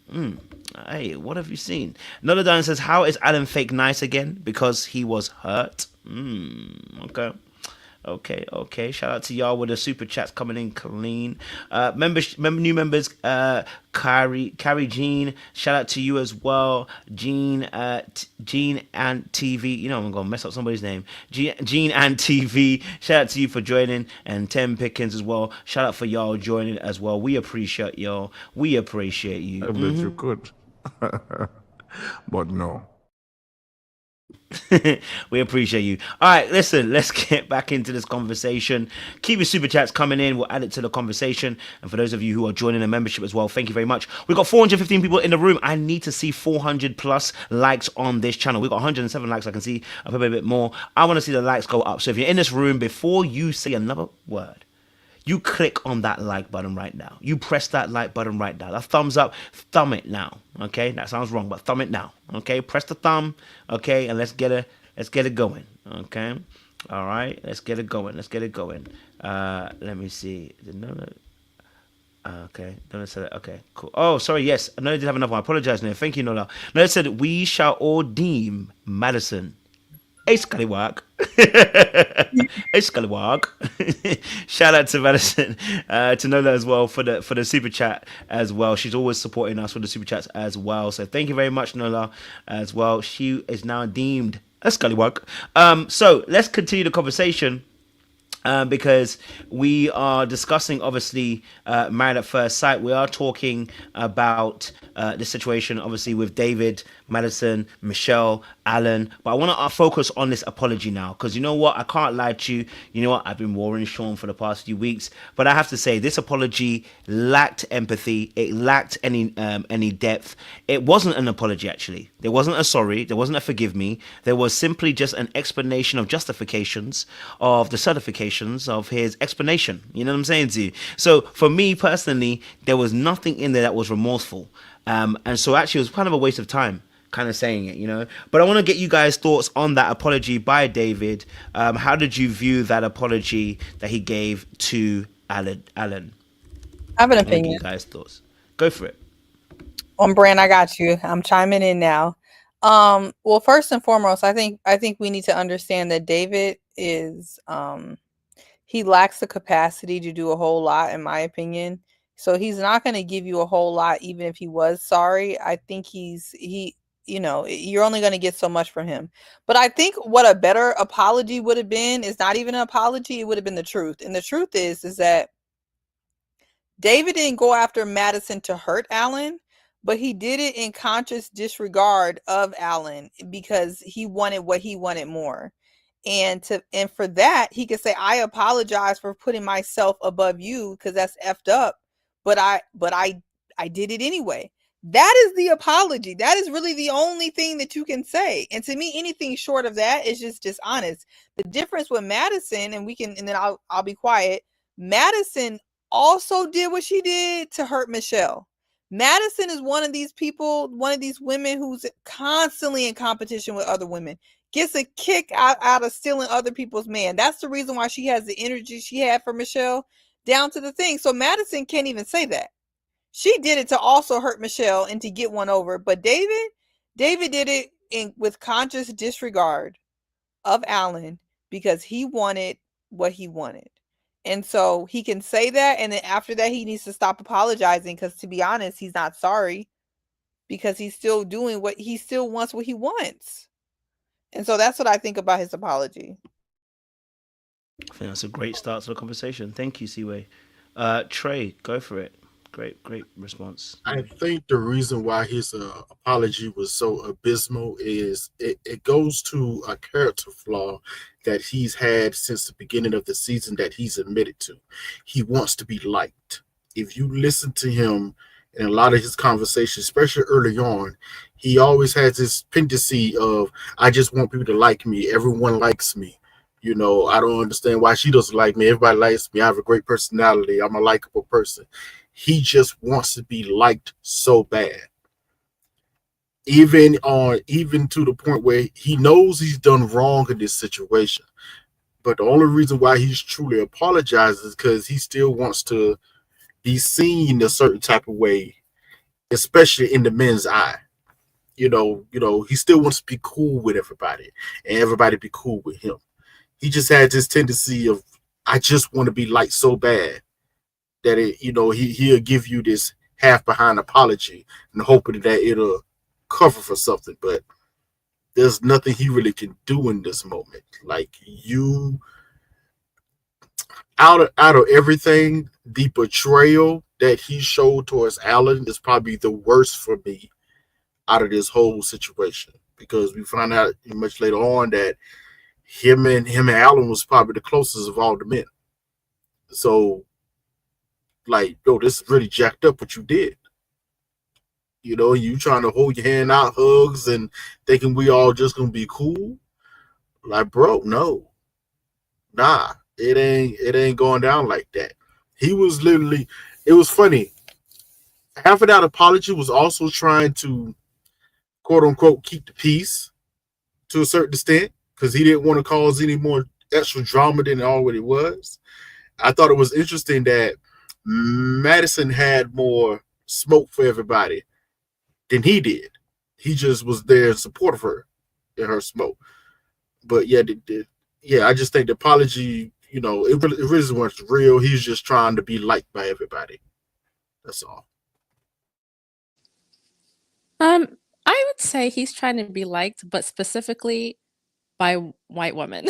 Like, I think honestly the apology was abysmal. I do like how Alan handled it by not granting him that handshake and allowing him to, assuage himself of any guilt that he might have been feeling by having Alan accept that nonsense apology. But I think the thing with David also is that it kind of reminds me, it's like what people with low self-esteem would do for white acceptance. Because I do believe if Madison was who she was, exactly as she is, but she was some, like, maybe a little more caramel complected Afro-Latina instead, I think David would have just taken her support, but he would not have pursued her. I think at the end of the day, he's just glad he got a white woman by any means necessary, because he has such low self-esteem and because he's so desperate for that acceptance. And so a big part of him, like, can't issue Alan a genuine apology, because I think, definitely to Siwei's point, like, he's just happy that he got what he wanted, which is a white lady, and it's just really sad, and it was just really pathetic. And to me, it just shows, like, how deeply insecure he is, and he really should seek help for that, for why it is that he is so desperate for white acceptance by any means necessary. Well, I think he kind of told us growing up in that private school around those people who didn't look like him. That's why it's important for, representation matters with kids. Kids need to be around of people who look like them, who make them feel comfortable and stuff like that. I think David should have not had said anything. Don't give me nothing if it ain't gonna be the 100% truth and he not being honest. So don't say nothing, period. And plus, you don't even care. So definitely don't say nothing.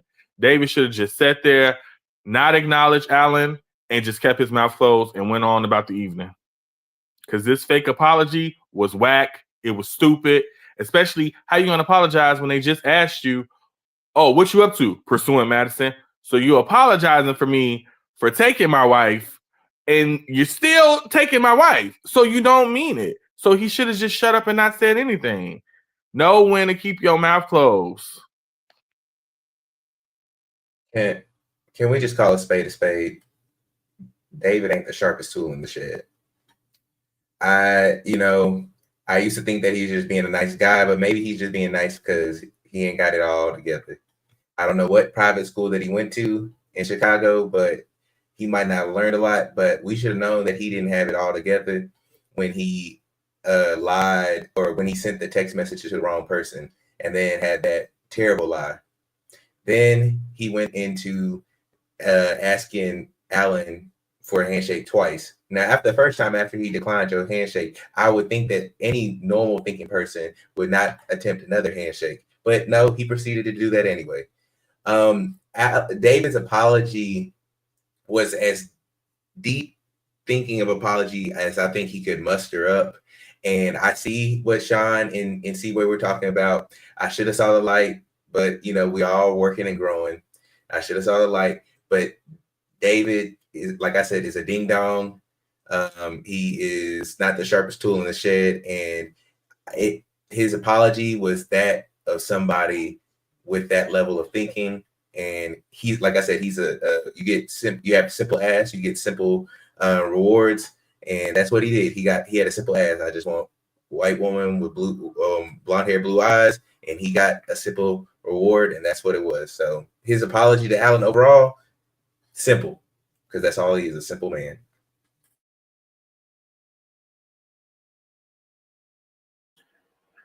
Well, we just gonna take a win as a win. So we appreciate you, Easton. A win is a win. Sometimes you gotta learn just when to say nothing else. I think Easton and everybody else summarized it best. I really, I hate that I felt this way, but from very early on, I just have always sensed that David is low vibrational. He's very immature, a very coddled person, and he's got a lot of growing up to do. And it just showed. It showed in his apology, as lackluster as it was, it's shown in his behavior and his willingness to just want to just brush this under the rug and keep moving on. And I think that's just generally how he's conducted his life. He makes mess and then he just sweeps it under the rug and he keeps it going. Unfortunately, that's why that, basement apartment that he lives in looks that way, because he doesn't take the time to tend to things. He just brushes it up, covers up the mess, and just keeps going. So the mess never gets resolved. So whatever he's got going on that's led him to conduct himself this way, he needs to, get that cleared out, figure out whatever the heck it is, go see the lady, and, get himself together before it's too late.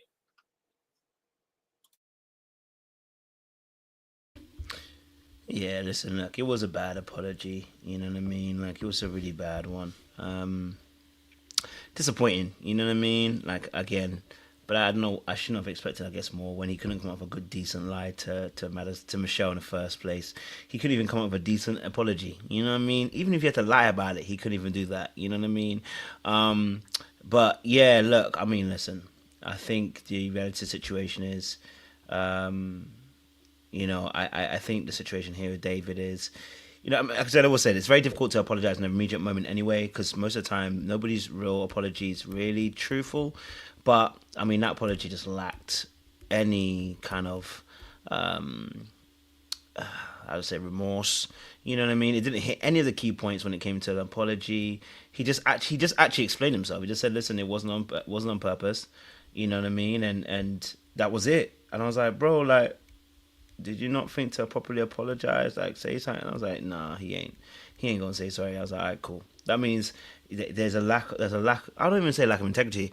I honestly think I'm gonna have to side with East on this one. There's 2 brain cells in that head top. You know what I mean? Like right now, I feel there's 2, because it's not even given malicious. It's just given dumb. Like I don't even want to be rude, like in a sense of like, but it's just not given malicious. It's given dumb. It's like you don't. Capacity is missing. And I think that's what Siwe was saying as well. The capacity is at its limit. You know what I mean? That's not an excuse to give him a pass or anything. He still deserves to get nailed.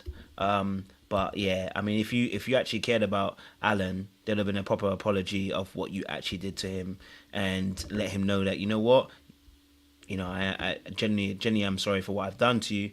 I'm not sorry about me choosing obviously a wife, but he's sorry obviously about hurting him, and I just feel like he didn't actually do that at all. It was actually a great opportunity to at least apologize properly, but a lack thereof. I'm disappointed, but I guess obviously you shouldn't be disappointed with people who have shown you who they are. You know what I mean? So you gotta let it go. You know what I'm saying too, and gotta give it to Sean and to Seaward to have them win another win, as they say. You know what I mean? I am also humbled. You know what I mean? I'm also humbled. David, you owe me money, motherfucker. No jokes. Yes, go for it. Who's opening the mic? Go for it. Yeah, I mean, my feeling, because I don't really have much to say. I just think it was too soon. I think that like with time that he would have just had a better apology that actually spoke to his treatment of Alan because they were friends. And I think only time would have gotten him to do that in a more authentic way. And, him and Madison getting out of this honeymoon period, which is what I'm going to call what they're in right now. It's like he can't really be authentic while you're over here, like also honeymooning with his wife. So I think maybe like 6 months to a year. Or even possibly like when they have the reunion, after the show has been aired or something like that, and he got to look at himself and all of that. I think it probably could have been a more genuine apology, because also I think it's important that Alan kind of be moved on a little bit more than like still right in the thick of like his feelings. So I just think they needed more time. Too soon is what I'll say. I agree with that sentiment, Toya. But on top of that, I think it would be even better if give some time and he would have went to Alan himself off camera, man to man, and try to hash it out that way, or apology, fight it out no matter what. But doing it in front of the camera like this is very performative. He's just trying to, show out. Hey, man, I'm sorry. Hey, boss man, I'm sorry. Whatever, bro. Nah. So it was all ungenuine. If he would have did this later on, give it some time, they come to him face to face, it might have been a real apology. Who knows? I don't know. I must be alone on this, because if I'm Alan, I don't want you to talk to me again. You get what I'm saying? I think Alan very clearly articulated that. So I know some people are saying maybe they could do it down the line. No, whatever we need to say, because we're in a filming environment, you can say right now. But I don't want to talk to you. I don't need you to come back 6 months and give me a different version of your apology. Yeah, I'm good. And I think I'm fine. Like, there's nothing else we need to say. We will never be friends. You get what I mean? Like, so there's no need for you to apologize. You guys are theoretically want to still make this relationship work. So you're going to continue to be together. Yeah, no, I'm good. Like, I don't like, if we ever have to see each other, it's a head nod and it's a keep it trucking. Like, we don't need to keep revisiting this conversation. You're not my family member. You're theoretically, the way you behave, you're like a colleague. You're a colleague that screwed me over, and that's it. You're really not sorry because you want to be with the person, because typically what we look for when somebody apologizes, it's a changed behavior. There's not going to be any changed behavior because you're still going to continue to be with the person you want to be with that you got from ill-gotten gains. So I think in order for all of us to maintain our peace and our cool, it don't need to be nothing else. It shouldn't be anything else. If you genuinely, however you felt in this moment, this is how he's rationalized it in his mind for the scenario to transpire, for him to be with Madison, then sit in your place and deal with whatever life circumstances you got. We don't need to keep conversing. I personally would not even want, you see me on the street, you can pretend you don't see me. I would actually prefer that. If we run into each other at the store, you can go in the opposite direction.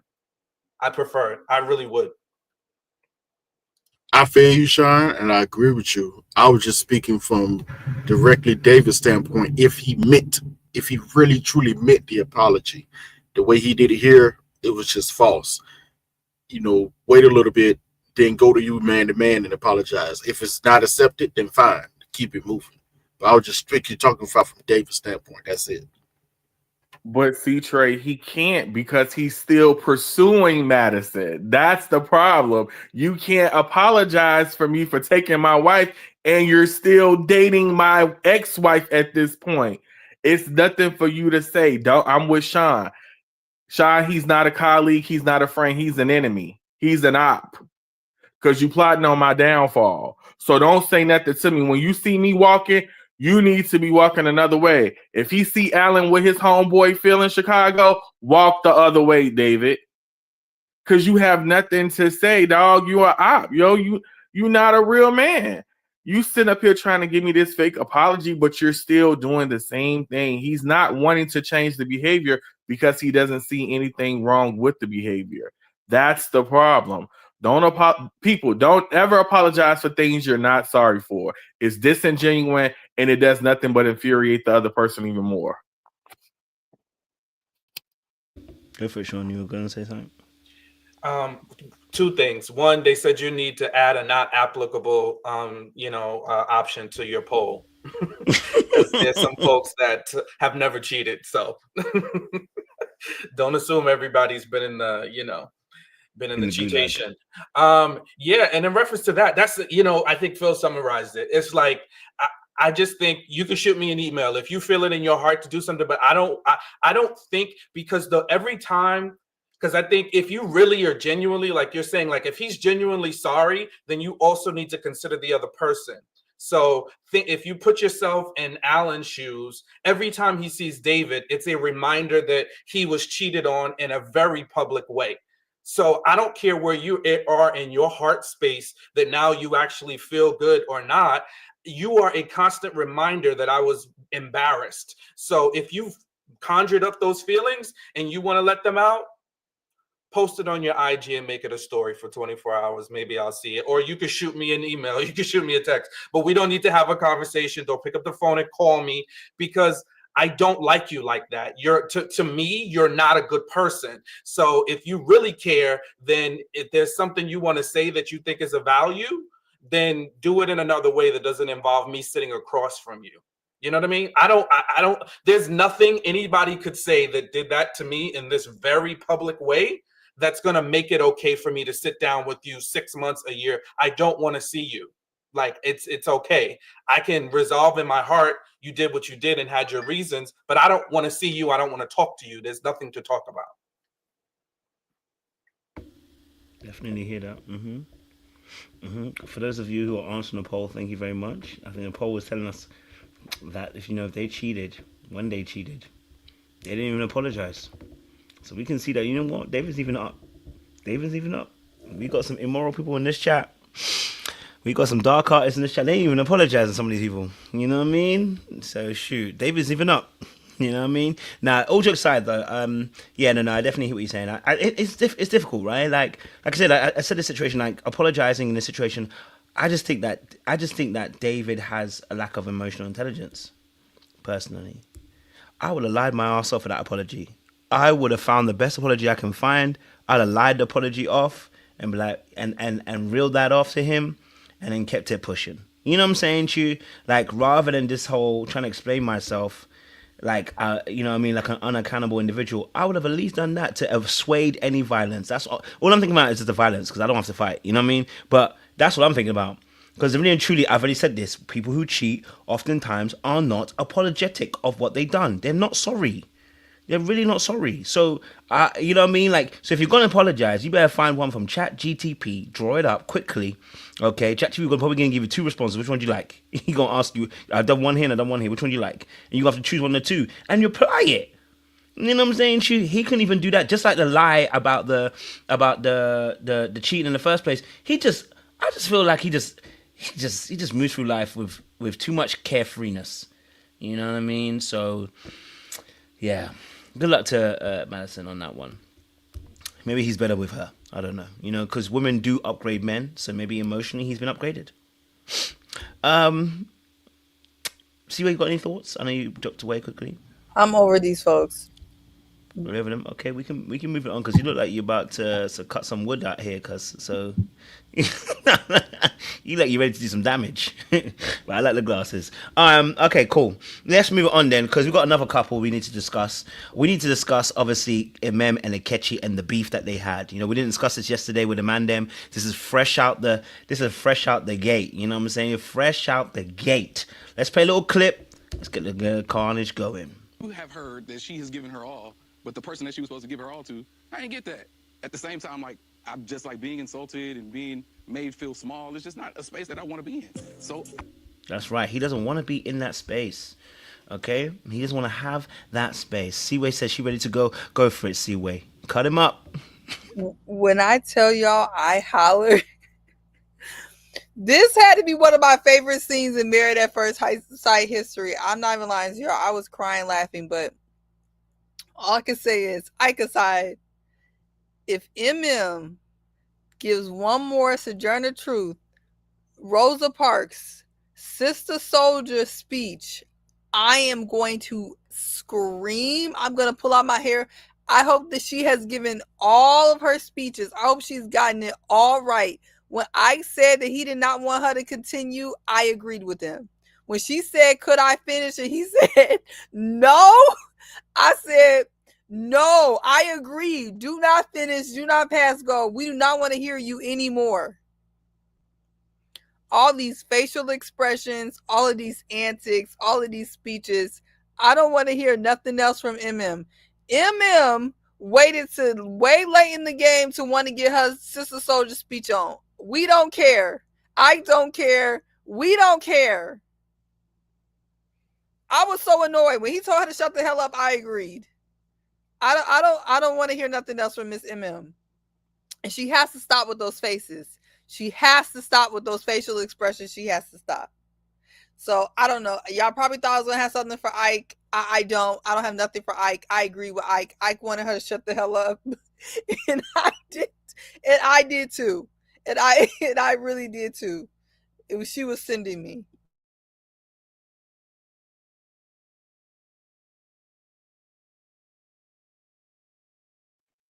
I'll go next. I'll allow it. You know, get it off your chest. He got everything he wanted to say to you off his chest, so you know I'll allow it.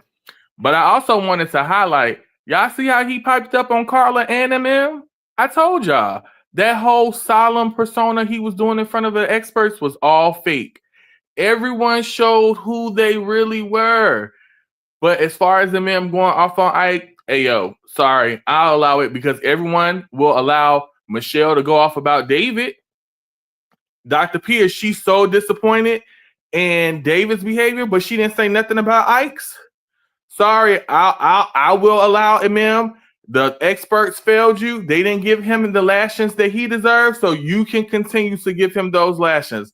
I'm sorry, she has a right to get it off her chest because the experts dismissed her feelings. You know, hey, I'll allow it. Sorry.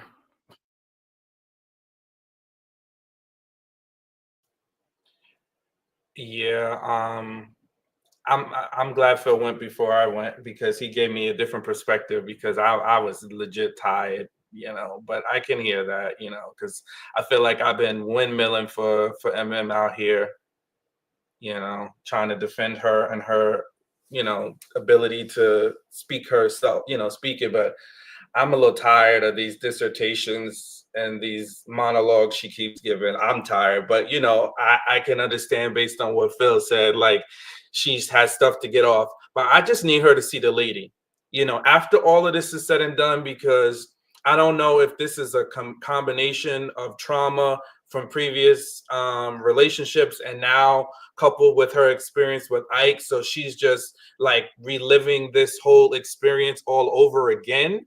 And it's just like, you know, triggering her. I don't know what's happening.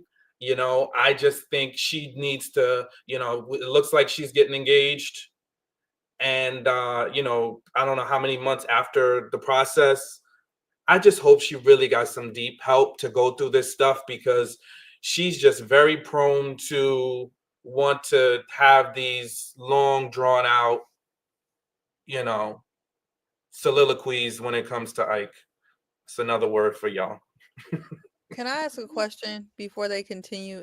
I just want to ask, is there room and a possibility that if MM is getting on, I'm going to take a wild guess, 70% of our nerves to this degree? I mean, because she is on my last and final nerves. Is there room that she was also getting on Ike's effing nerves too at any point? I mean, I know Ike is a horrible human and I'm not taking nothing away, but MM's lack of self-awareness, her constant speeches, her over-the-top facial expressions, her poor communication. I just wish there was a camera on what was going on in that house so I really could see, because they must have been agitating the living crap out of each other. There was a camera, Seaway. But they didn't catch none of the, like, Nah, it's I good want editing. the tea. I want the tea, because MM, she doesn't have good people skills, no conversational skills, and she don't read the room. She seems to lack a lot of self-awareness. And so I just wonder what was going on, because, you know, I was with her 4-page letter. I jumped on y'all for saying that she couldn't write her 4-page letter. I didn't have no problem with her 4-page letter. But today or yesterday or whenever it went on Tuesday, it was just too goddog much. And if she was doing that in that house with Ike, I know Ike wanted to literally run out the house and scream. I know he did, because he already is a trip himself. So I know when he met MM, he must have been fighting for his life. Had to be. So I don't know. Just a question. I think yeah, I agree with you, Seaway. But I also think like nobody has told her to go journal her feelings, you know, and like how freeing it could be to just kind of like write it down and just kind of close the journal and then keep on living life. I get it that she needed to kind of like get it off, because if you want to compare, like he just seems like, even if she has her own issue, he just comes off as really, really, really bad. But I think that she's also just losing her power every time she seems to want to kind of like tell him about himself. And it makes me really beg to wonder, like, did they do something sexually? Because again, like, all of these emotions for somebody who like you seem like who seemingly clocked out fairly on and in you guys' relationship, like what's with all of like the extra feelings? Like he was showing you every week that like you are not even someone that he respects. He wasn't even acknowledging you in the meetings. So again, if he was doing that on camera, what was he doing off camera? So again, why is it this constant need to like tell him about himself? Like, I'd rather her just put it in a journal, get it all out, free herself, because I think that every time she does that, that's her version of crashing out. And she's losing her power, and she's showing the audience that this dude may have, in fact, been right about some of the things he's been saying about her. And I really hate that for her. And so, yeah, I want her to be quiet, especially after y'all are already hanging out post the announcement of all the couples and their decisions. Like, girl, it's just doing the most for no reason. So I'm glad that he also told her, like, I don't want to hear you anymore. Like, we done playing for the cameras. Like, stop it. So yeah, I didn't like it at all. Some folks who I love in here is saying let her express herself. I think I know how some of y'all feel about Michelle. It's kind of how I feel about MM with these antics. You know how like y'all just want Michelle to shut the hell up about, you know, how she feel? I think that's kind of how I feel about MM. At this point, I want her to shut the hell up. Only because maybe I just don't have a lot of patience for a lot of nonsense. And I feel like MM kept up a lot of nonsense running after Ike and that beanie and that hairline and whatever he had going on for darn near 3, 4, 5, 6 weeks when he was ignoring her. And she steady calling his phone, chasing after him, doing the god dog most. And then finally it hit her that he does not want to talk to her. And then she wrote the 4-page letter, had no issue with the 4-page letter, no issue. But now we're back again doing a monologue speech like we in the middle of scandal. It was too god dog much. I just don't have patience for that. I actually have more patience for Michelle's nonsense, and I don't even know why. To first answer Seaway's question, yes, I do think we got a whole space for that. I don't think Ike was lying about everything that Emmy was doing to him. I think they was doing it to each other. God's honest truth. We just didn't see it from MONTLY side because they wanted to make her, quote unquote, the darling of the season. And, you know, to a certain point they did. To answer Latoya's question, basically, Ike let ML touch his PP and then took the privileges back. So she was a little upset about that. That did happen in the beginning of the season. And so that may speak to some of the issues that was going on between them, you know. But MM, I've been on MM side this entire season, even though I did notice some issues with her. But my only issue has been these last couple of episodes, she's really been speaking up and talking. And the only thing I've ever said was, I wish you would have talked like this sooner. Why you wait till after everything is over with to try to get this off? And it's not, or at least for me, it's not landing anywhere because no one really cares. I definitely don't care. Like, so why are you trying to go at him? It's not landing. Yet you want him to feel some type of way about it.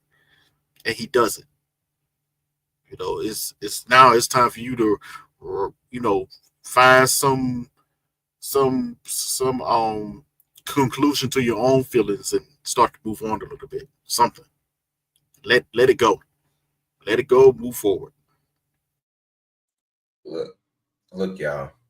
You know, like C-Way always says, I might not be right now, but I'll be right sometime in the near future. And that's how I feel. I feel vindicated. We get to see. Stop quoting me, Easter, with your nonsense. You quoted me with your nonsense. I've been telling y'all for weeks that, you know, it ain't always what it seems. We don't care about IKECHI. At this point, we don't care. But I like to call a spade a spade. EMEM and how Sean quoted yesterday, you know, everybody let they mask slip a little bit. Everybody, even IKECHI, how he bucked up. Now that man bucked up and finally got some willpower to do something. But we also got to see EMEM buck up even more. Now I was the emotion police last week. Everybody was condemning me because I was over here telling people how I was policing their emotions. I thought she was gonna be done. She wrote this letter out. She didn't scour the entire city, found some therapists for your boy. I thought she was gonna be done, but she wasn't. There's something deeper there, and we gotta dig into that a little bit, EMEM, because in my heart of hearts, I think EMEM just wanted a husband. She didn't care who it was. It could have been IKECHI. It could have been McKechie. It could have been Idris Elba. It could have been any guy in the world. It could have been anybody, and she would have been happy with it and operated under that guise of her having a husband because she wanted the accomplishment more than she wanted the person. IKECHI is just a terrible, as great of a orator and how poetic he is, he's terrible at communication because he told you she wasn't getting to know him. I think she wanted a husband and she just assumed that he was just going to step up to the husband roles and the duties of the husband. Doesn't excuse IKECHI at all for how he treated her, but I also don't think that we got to see every aspect of EMEM. And let's just say, hypothetically speaking, because we don't know, and I don't want to put any allegations, but if she did touch him or was aggressive in that capacity towards Ike, I'm sure she's probably starting up other aspects of their relationship, or if she's not getting the desired result that she wanted because she probably wanted some intimacy or to be close to him, then she might have, like, you know, may have said some things or acted a particular type of way. I just found it interesting that she wrote out this letter, not a letter, but she had this speech after she already went a little bit above and beyond, in my opinion, by creating that letter. But like I said, I feel a little bit more vindicated because, like with Love is Blind, everybody was saying Marissa was great, and then we just had to wait till the finale to find out who she really was. I think we're starting to see who EMEM really is, but that's neither here nor there. And I'm kind of excited about the next episode to see how long did it take for her to get engaged, the nature of that, etc., etc. I'm sorry, but I disagree with everybody. I'm like on an island tonight. I think EMEM is, You know, she's definitely reacting to the disrespect she's received. I think what a part of it was she wanted to prove to the other couples that she was strong because she's never really gotten to express herself in front of the other couples. I think she did the 4-page letter in front of the experts who didn't protect her, but she also wanted to show a sign of strength to IKECHI in front of the other couple so they wouldn't see her as being weak as well. My only issue is I don't think EMEM was perfect. However, IKECHI has failed to provide us examples. So I have to question your sincerity in your words. She said he always is saying that she made him feel small, but he's never given an example of how she made him feel small. You know, that's my issue with IKECHI. I don't think EMEM is perfect, but I think her expressing her frustrations with this man, okay, she's only expressed herself outrageously twice. We can give her 2 times for a man who called her a predator and an a-hole multiple times, who tried to publicly embarrass her in front of these people multiple times. So we can also give her multiple times to get it off her chest as well. But I'm on an island with it. But I do believe, you know, I don't think she was perfect in that marriage. And I do think there's things that she can definitely improve on. We all can. However, IKECHI is not providing examples, and he has shown who he is in multiple ways with the examples. Let her get it off her chest. I mean, could it have been the wrong time in the wrong moment? Yes, possibly. But you've been expressing your stuff about me this whole time. I should be able to do the same. Maybe you're not all the way. He's not on his own. You're not on your own, Phil, because There you I'm go. actually right there with you. I'm actually right there with you because I've heard, you know, throughout these panels, you know, I'll say one particular person talking about, you know, they have it out for the black man and all that. However, there's no real, I feel like, empathy given to Black women. I mean, you're talking about a woman who was dealing with a guy who very likely has an undiagnosed personality disorder, you know, and she probably has no idea, you know, how, well, she probably does have an idea how deep it goes, but I really do believe that he has an undiagnosed personality disorder just from what I've seen. Now, I'm not going to say narcissistic or whatnot, but there's definitely something going on there where he's not, I don't think he's all the way there as far as having his mental faculties together. And honestly, that can really throw you for a loop and make a lot of different people crash out, you know, especially with someone who's highly manipulative, coupled with her literally not receiving any validation from the people who matched them together, despite seeing the verbal abuse. I mean, when he called her a predator, to me, like, if that were me, I would have shut it down there and I would have been like, you know, let me show you how much of a predator I cannot be. Let me get a divorce. I want a divorce right now. I'll show you how much of a predator I cannot be.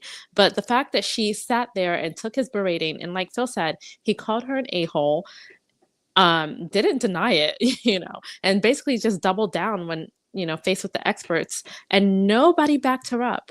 No one backed her up. And I really felt for her when she was in the corner with the ladies and she was like, I was in the trenches by myself. And I do believe that she was literally by herself with no validation from anyone and was being emotionally abused. So I feel like from someone who's coming out of an emotionally abusive situation, we can allow her to crash out a little bit, you know, before she settles down and finally, you know, stabilizes. Yeah, she's going to go through these high emotions and she will eventually settle because compared to IKECHI, she's a very well-adjusted person. You know, she has her own business and has conducted herself, I think, to the best of her capabilities as far as we've seen. Now, people want to go, oh, behind the scenes. Even when IKECHI was asked point blank, even on the after parties, the most he could come up with was, oh, she had a little bit of road rage. And by road rage, I use that sarcastically because she told someone, "Oh, get out of the way" when they were driving somewhere, and he took that personally, even though it wasn't directed at him. And that's the best that he could come up with. So this man has had multiple opportunities to literally lay it out. You know, what exactly has EMEM done to you? And he hasn't been able to say jack. So no, I'm not going to give him a pass for that. And yes, I am going to give EMEM some grace when it comes to being able to come down from being in an in a bubble of emotional abuse and leveling out. Like she's finding her way to leveling out, you know. And right now, yeah, she is feeling those intense emotions. And when people have personality disorders and they're undiagnosed, a lot of the times you think that your words are going to get through to them, but it's really not. It's really not. And I don't think she's come to that realization yet. And to be honest, she's not the only one that would behave that way, because a lot of the times other people would feel the same way. Oh, I can just talk this person through and I can just rationalize with this person, and if I, you know, say it this way, eventually they'll get it. And it's like, no, they're not going to actually get it, because of they're not all the way there mentally, right? So I do think that she's going through a roller coaster of those emotions, and it's completely valid considering everything that she's gone through in her life. So, or not in her life, but on the show, clearly. So yeah, I think she deserves a little bit more grace.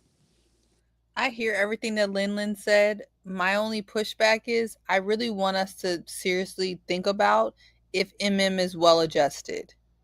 I hear everything that you said, but I'm not convinced that EMEM is well adjusted for a multitude of reasons that I'm not trying to kick her while she don't seem down right now. Seems like she got a nice looking man. She seems like she up and is stuck. So that's great for her. But let's say down in the moment of we're watching this show. I'm not trying to kick her while she's down in this moment, but she doesn't give well adjusted. But even if she is, what I will say is, and maybe this is the masculine part of me that comes out from time to time, and what I tell my girly girls that are my friends, when you got that long paragraph that you're going to write out, delete it. When you want to say all that stuff you want to say to that man to get it off your chest, write it down. Because I think as women, a lot of time we think we just got to get it off our chest. We got to send him this paragraph. Delete that paragraph, backspace. Don't do it. I just don't think it's helpful for you. And I think a lot of times we think we're going to feel better when we do that, and we don't. We don't. And the more you do that, the less the man that you're even saying it to respects you, appreciates it, actually realizes that he's wrong. The best way to let a man know that he's dead wrong is to do what Lin said in the middle of it, is say, hey, you think I'm a predator? Divorce. Full stop. Don't chase him. Don't call him. Don't do nothing. That'll start having a man reflect. Even if the men on this panel don't admit it, because they may not want to tell you the real tea. As soon as you start sending them paragraphs, as soon as you start doing them rants and doing all that type of stuff, you're done. You're cooked. Don't do it. Don't do it. That's how they know. I'm telling you, write it down and send it to your friend. Do what you got to do. Don't do that rant, because, you know, it's not going to give what you thought it was going to give. And I think that was another thing that was bothering me. I didn't have a problem with EMEM's 4-page letter. I just wanted her to go out and really make Ike think about the fact that he needs to go see that lady for real. And by her acting up the way she did, now all I think is that he needs to see that lady, and so does she. That's what I'm saying. Well, Seaway, I agree with you. Ladies, don't send that paragraph, because we ain't reading it. Because I don't read them big long paragraphs that anybody see me. So don't send the paragraph. Anyway, the only difference with this situation and the paragraph was they're on this show and we're having a conversation about our relationships and we're face to face. That's the big difference. But I'm with you 100% on the paragraphs. Don't send the paragraphs. Ain't no man reading that paragraph. We just say, oh, man, yeah, do you read the first sentence? As soon as you see that first cuss word, I ain't reading the rest of this. I'm done. I agree. Yes. Yes, Seaway. Please don't send a paragraph. Yes. Silence is way more powerful, for sure. You know what? A win is a win. You know, a win is a win. I'll take it. Because last week we were saying it, but we had to take a little heat, and I'll take it. But I will say, again, I'm going to say this. I don't really care that she shot up IKECHI, really and truly. I'm actually on her side. I just wanted her not to do it because I didn't think it was going to be beneficial for her. And I felt like she was engaging in an emotional trade-off. And, you know, you can still read people, you know what I'm saying, Chu? But, you know, like, sometimes you got to let them, you know, if you want to be able to shoot them, you got to draw them out a little bit more. You know what I mean? And she didn't draw him out enough. I'm just saying, listen, hey, I'm going to show some dark arts. If she wanted to shoot at the range with him, she needed to draw him out a little bit more so he says something that is a little bit off key so she can start the second round. She didn't do that. In actually fact, she actually started the beef herself by saying, no one here cares about what you got to say, but then you want him to listen to you. And I said, damn, sis, you done lost it, man. You wanted the beef too much that you started the beef, and now you look bad. Now you look like a situation. Now, of course, I want to be very honest. She has gone through a lot. She has suffered a lot, you know, and it's painful. You know what I mean? And, you know, I totally get it. I actually do get it why she wanted to crash out on him. But the problem it's the motivation behind why she was now doing it. Because at this point, it goes beyond just being hurt. It's almost like you want to get your lick back. But since you got the lick back with the letter, and the letter was very shady still. I didn't like that particular ending of it, but it was very shady still. So I hear you. But this particular situation, you made it look worse for you. That's what I'm saying. You know what I mean? Like, and that's what I was like, oh, babe, like, come on. And I think that's what we were saying last week about it's the energy that she's coming behind the letter that was the issue. And she was still carrying it even into this situation where IKECHI is just saying, he's staying silent. You said what you wanted to say. IKECHI said about he wanted more from you. At that point, it could have still been a conversation. You could say, well, if you only wanted more from me, I understand, but I gave what I gave. And then it would have been done. And then if he does say something, then you nail him. But you need to draw him out more so that you if you want to play this game, you got to draw them out more so you can hit him a second time. Right? Otherwise, it looks unprovoked from your end, which is what it looked like, even though we know IKECHI's a bastard. So again, I'm going to say this. I understand why she did it. I get it. You know what I mean? I just wanted her to heal. You know what I'm saying? So I'm hoping she's... You called it. She over-prepared. Do you see the way she ate him up with that one-page divorce paper? The way she ate him up so seamlessly with the one-page divorce paper, that will go down in history. She ate that man the F up. She does good when she doesn't prepare. And then even the 4-page letter wasn't bad because sometimes a little preparation for a good read, we gonna let you have it. But she over prepared for this moment and it looked crazy. I think she needs to under prepare because she has to, like you said, if we're just gonna play a game so this is like beyond what I would suggest, but if we're gonna do things that I don't suggest anyway, you gotta drag them out a little bit better. You can't go on attack mode, especially as women. We're not allowed to do that, unfortunately, still in 2025. So if you're going to drag a man out that already got a few disorders in a few things going on, allegedly, you just got to do it differently. I didn't like the way she did it. It was very entertaining, though, for TV. But this is all for her. Just to be clear, F. Ike, in the multiple personalities and things that he got going on, it ain't about him. My comments is just about her. I didn't like what I felt like it did for her. F him still, period. I feel like she let I'll just say real quick, I agree with you guys, but I'm just say this little tidbit. It's hard to engage with someone who refuses to engage with you back. And that was the main issue she was having with Ike. He refused to engage with her. He'll run up out the room. So now you try to get him pinned down and you go off on him. Even in that moment, see where you're right. When she ate him up on that little one-page divorce, even he laughed about it because he knew that thing was crazy. Like, oh yeah, that was stupid. I still think he was put up to that. That wasn't his idea. He was put up for that one, but he knew that was dumb because he wanted. He even said it. I didn't want to go to the retreat myself anyway. Never wanted to go. He was made to go. You know, but it's hard for you to engage with someone who refuses this whole season, refused to engage with you. This is the first time we actually saw Ike engage back and he exploded.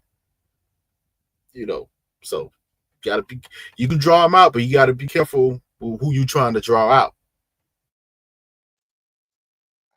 My last tidbit is I just feel like she let him win. And she let him win because when in the moments where, well, first off, I ain't never seen Ike smile this entire episode until he walked in and saw Juan, and him and Juan went up the stairs. That was funny because I said, I'm just tired of seeing that sad old man on the TV screen. But neither here nor there. When they hugged, I was like, okay, things have progressed. She's like over this thing. They hugged and, exchanged pleasantries. And then, she was like, ready, camera, action. And then she's like, I tried, and y'all saw I tried, and this, that, and third. I'm like, baby girl, give it up. End it. You kept going, and then she turned it up another notch, and then she attacked him. I said, yeah, he won, because now we get to see you for what you really are on the inside, and for you, it's a winner. She not hurt over Ike. She hurt that she didn't win. She didn't accomplish the goal. She's been like Lin-Lin's talking about, with those habits that made her extremely successful professionally. She has a domineering spirit in the sense that she's able to accomplish things that she puts her mind to. And this is the thing that she failed at. She failed at being able to quell IKECHI, no matter how much she tried, how much she wanted to go to homecoming with him. She could not get that man to be her husband. And so now when I can't win, I'm gonna take the ball back, and I'm gonna get you. And that's what she did. Her lashing out wasn't necessary. I think she could have took it. That's the bad thing I feel about EMEM. I feel like EMEM is the type of person who will take a berating in the sake of love and the sake of what she think is love or the end goal. But for her, losing and not accomplishing the goal is worse in her mind than the situation, than being married. And then that's why I feel like she, quote unquote, in my terms, crashed out, was because she effectively lost or didn't accomplish the goal, and she's not going to be seen as a loser, which is why she kind of acted the way she did. See, I disagree with that, Easton. Why is it a bad thing that she wanted to succeed at her marriage? They came on Married at First Sight to succeed at marriage, to find love, to get the help from the experts. So why is it a negative that she wanted to succeed? The only negative that her and Alan both had was that they put too much energy and effort in people they shouldn't have. That's the negative. They should have been able to see that IKECHI and Madison were not the people for them, and they shouldn't put all this effort. But her trying to succeed at her marriage is what she should have done. Mm-hmm. To me, that's not a bad thing, because she's been successful in her whole life and she's successful at so many things. She shouldn't want her marriage to be successful. What's the point of coming on the show then if you just want to get divorced? I push back on that, because I'm saying that she didn't care about who it was that she was married to. It was as if Ike was a placeholder. Yes, you're supposed to be married and you're supposed to establish a relationship, but I feel like for EMEM, she was just happy with having a husband. Let's not forget, she was in a long-term relationship before she got onto the show. So did she say that the reason why they broke it off was because he didn't propose, they didn't get married? That was what she wanted to do, and she wanted to do it because of her dad. She was okay with whoever it was. That's the problem. And so you have to build instead of just accepting somebody as a placeholder. Like, that's just me saying like, oh, well, you're my wife, so you have to do wifely duties. No, you got to get to know them on an emotional level. You got to get to know them, like their quirks and different things like that. And you're trying to do that in an expedited process. But for EMEM and IKECHI, I think that she was just happy with it. She was just, I have a husband, so let's do husband and wife duties, intimacy real quick. Let's just, kind of have the facade of it without the emotional investment that needed to make it happen. That was just my take from it. Well, I can hear you, and I can definitely understand that. But isn't that what you're supposed to do when you come into Married at First Sight? Go into it thinking, whoever this person is, I'm going to treat them like my husband or my wife. Now, I do agree with you is that she stayed too long and she gave that energy to the wrong person. But isn't that the point of the experiment? I think the issue was, like Trey said, Ike wasn't willing to engage with her because he wasn't into her. I do think Ike definitely played on some of her emotions and some of her, as Sean said, romanticizing of this situation. She definitely romanticized it a little bit too much. But the thought process of going into this thinking, whoever they match me with, I want to make this work because I want to be married. That's the point of the experiment, or at least it should be. I'm not busting out the honey pack first couple of weeks. Like, what you talking about, Phil? Like, she busted out the honey pack. Easton, how many seasons of MAFS have you watched? Quite a few. All right. So are there couples that engage in activity the first night, the night of the wedding, the honeymoon? Yes. Okay, so she was eager. They're married. She wanted to get it popping. He placed her hand on his lap. She must have liked what she felt. Look, my whole stance is that, again, it could have been anybody. She could have been with Alan, and it would have been the same. It would have been the same result in terms of her attraction or the placeholder of the person of who it is. I ain't saying, again, IKECHI aside, she wanted to be married to somebody. It didn't matter if it was a basement dweller, IKECHI from Houston. It didn't matter who it was. And to me, I think that kind of affected the circumstances of the relationship, and I think that also is a reason why she wanted to succeed. She wanted to accomplish goal any means possible. I have a husband. Cool. I'm gonna do husband and wife things. Yes, you're supposed to do that. It's MAFS, but I think there's also a level of knowing the partner, and if your partner's saying something, or maybe if they, again, because you can rescind consent and different things like that, being able to meet them where they're at and be like, maybe I need to get to know them a little bit better before I continue to pursue on this journey and stuff like that. That's all I'm saying. I think that she was more focused on the goal, on the accomplishment, rather than getting to know the person of IKECHI. And I'm not saying that he was necessarily the most eager to share, but I think by that time he is kind of turned off, and it was just he was stonewalling her. But again, I have to push back on that. He wasn't trying to talk to her. He wasn't standing up in the apartment, even when they met with Dr. Pia and he said he was going to move back in. He never did. She said she called him multiple times. So she's putting forth the effort. I think that's the piece that, we're kind of disagreeing on. If I'm putting forth the effort and that person isn't, reciprocating it, I want EMEM to know next time to walk away.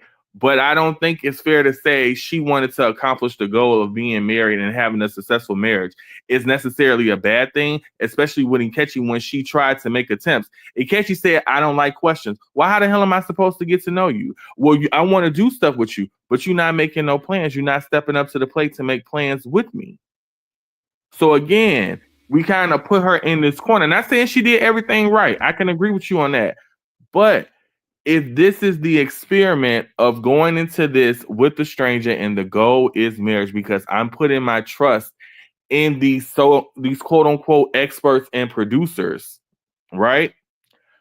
And you set me up with a person, and we've all watched the show, and everybody doesn't start off in love and they stay in love. Sometimes the people have to grow into it with the conversations and the engagements.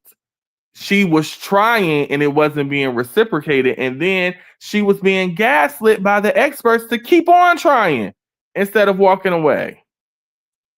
So again, I'm just saying that, we're gonna go in circles, and I agree, but this is the.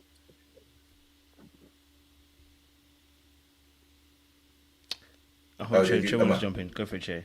No, sorry. Trey wants to jump in. My bad. I was just going to say this.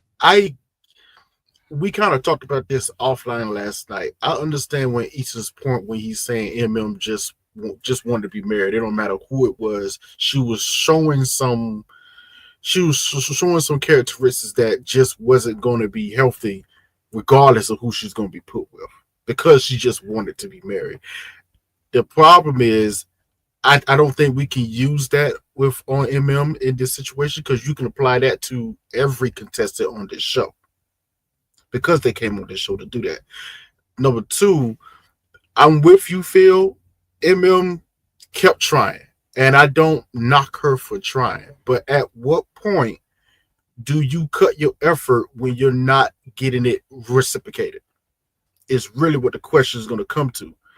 Now you answered part of it because the experts kept trying to put her into it, try to keep her in this when they know they should have cut losses and cut this short. Because, like I said before, IKECHI was not engaging at all. He pretty much wrote her off after whatever happened on that honeymoon.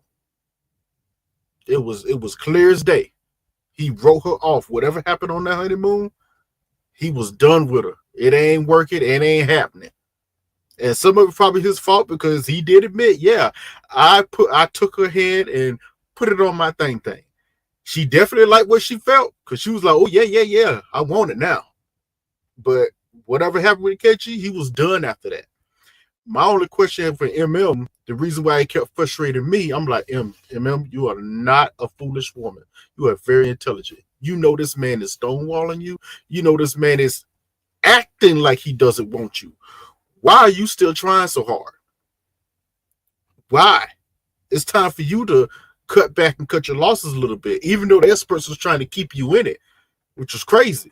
But no, you need to start pulling back on this because it's going to lead to a situation what we see now these last couple of weeks. She finally felt empowered enough, I guess, to quote unquote, as Issa been saying, crash out. But it's a little too late. And besides, he never cared anyway. He never cared.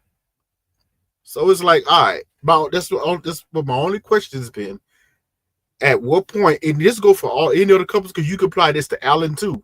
EMEM and Alan are very close to similarity than we talk about. They are very close to similarity. Very close. At what point do you cut your effort? Because y'all can't be this stupid and can't be this blinded. You see your partners is not giving you, especially in MM's case, your partner is not giving you anything in specification. He's not putting any effort. He barely wants to talk to you. Like, come on. At what point do you say, you know what? I got to protect myself now. I can't be in this. At what point? Like it. Yes, Sean. Can I add a little levity? Because I'm not going to step on this merry-go-round. So I'm going to tell y'all a little behind the scenes. I'm sorry. My mind is a little twisted sometimes. And every time I think of that speech EMEM gave, I think of the movie Color Purple, when Miss Sophie was saying, all my life I had to fight. So listen, EMEM need to get it off her chest. Just let that lady be. Let her be. She just been fighting all her life. And she just wanted to let it out. So let her have her Miss Sophie moment. And let's hope by the time we get to this good old reunion that she don't have any more speeches for us. That's all. I appreciate that. Thank you. Let's move it on. Obviously, we've got another tussle that we need to tussle with because, we got to ask about Carla here. We called David a basement dweller. Well, we've got somebody who's homeless and is lodging and is becoming a squatter in Juan's house at this point in time. So I want to know your perspectives on this because they decided that they were going to say no on decision day. Juan and Carla said they are calling it quits. And, they've been great friends at the time as well, and they really appreciate each other. They really, backed each other, and appreciated their time together. It was a very nice ending to say, to see this too. But as I said, she's got no car, no job, no house. And at this point in time, she's relying on them trade skills that may not actually come to fruition. At this point, we putting her next to David with the dust because, as Lin said, the word dust has been re-magicked up. We have brought it back up again, absolutely. And so we're going to equally proportion this particular word. She's also a dusty, but she's more of a dusty. She's a fairy dusty because she's also in the clouds. So what's wrong with fairy dust? Is that a word that's in America? I don't know. Is that a word? Just in case I don't say nothing that's rude. In UK, no. I'm just, I had to make sure. She has a place in my heart. You know. Oh, okay, Not cool. sure I just want to about make sure I that. didn't say something crazy because No, you know no, the no. I different mean, well, translations. it can mean something, but not in the context you used it at all. Not Oh, at all. okay. Yeah, Okay. yeah. Okay. I just want to make sure. Calling somebody as beautiful as Carla looked on that day, as she looked absolutely stunning. She looked like an angel floating in the clouds. To call her dusty is Her insane. nipple was out too. Her nipple was Sorry, out you're too. right. You're right. She was She is a absolutely beautiful stunning. Dusty. She's a beautiful Dusty. She's you know? diamond dust. How about that? Diamond dust. Y'all are tripping. I'm gonna play this clip and then you guys can chop it up. Let's play this clip. You know, that magnetism towards her. I believe that sometimes when we don't allow ourselves to experience something outside of what we might feel. I can't lie to you. She looked good though. It's not my type at all, but she looked good. You know, she had a little kind of oriental thing going on. I said, all right, hold on, Carla, go on. Not my type, but again, I can see the beauty. All right, so talk to me, because obviously this is a big topic between people. We have obviously Carla's dust and Juan's inability to try and make a marriage work. I want to get your thoughts, because we didn't actually, you know, they never really pushed Juan further to find out why he didn't really push the marriage further along as well. So I want to get your thoughts and perspective on Juan and Carla and calling it quits. Which side are we choosing here? Is it one person's fault more than the other? I would like the Karlians to go, because, you know, they got to defend their home planet before we bring the kryptonite. Can I please put my cape on? All right. Oh, by all because means. I'm absolutely, I have Karlian? to address this gross mischaracterization of Queen Carla as a Dusty. What are we even talking about here? This is defamation, almost, damn near. This is close to defamation. This is not right. This is not right, because to classify her as part of the two Dusties, because I actually misspoke earlier. I said there was only one Dusty this season. I said it was David, but there are actually two. Yeah, David and Juan, and we're going to get into it later. But Juan is his own special type of dust. All right, we can get into that later. But Queen Carla, and I clocked that she was a queen from the very, very, very, very beginning. First of all, I heard the word nuance being tossed around sometimes on the panels. And I think that word must come into play again with Miss Carla. I'm sorry, Queen Carla. Okay, because first and foremost, to classify Carla as a Dusty, do you guys not understand nuance? Or are you guys not able to observe certain things? And you know what? Granted, it is a panel of, I would say, mostly men. So I wouldn't expect for you all to notice certain things. Okay, but us women do notice certain things about other women. Okay, and that has to do with presentation. If you look at Carla, okay, I don't care what you're talking about, no house, no car, or whatever the three protocols were that someone was talking about earlier. Just take one look at Carla and you would know that that woman is not her in for money. I'm so sorry. Look at her attire, how she dresses herself. And I'm sorry, yes, we do kind of have to take it superficial, only because these kind of things do matter in a sense. But if you look at the way that she dresses, look at the clothes that she puts on. This is not a woman who's a brokey. I'm not saying that she's wearing the most expensive stuff, but it's giving quiet class. And you can't afford to dress yourself a certain way if you're broke. I'm sorry, you can't afford to keep your nails a certain way if you're broke, because keeping your nails done can run you upwards of a couple $100s a month. Okay, you can't do that as a brokey, as a Dusty. Granted, she is a hairstylist, but a lot of the times those products, especially those professional products, they cost a lot of money. I'm talking about, you can spend upwards of $25 to $40 for a bottle of shampoo, and it won't even be like a large bottle. It will be like a you know, I'm not good with measurements when it comes to that, but it's not like your large dollar bottle of shampoo. Like, keeping really good high quality hair products, that costs a pretty penny, and women know this. Look at her skin, the quality of her skin. It takes money, okay, in order to be able to keep up with your skincare, keep up with your routines, keep up with your facials, etc. maintenance from women costs a lot of money. It costs a lot of money to look very, very, what most men might call like simple or natural or fresh. All of that upkeep costs money. And if you live with a woman or know anything about women, you would understand that a lot goes into beauty and you do have to have the funds for it. And I know women that will, if they're going through a hard time, will not get their manicures because it's just not part of their budget.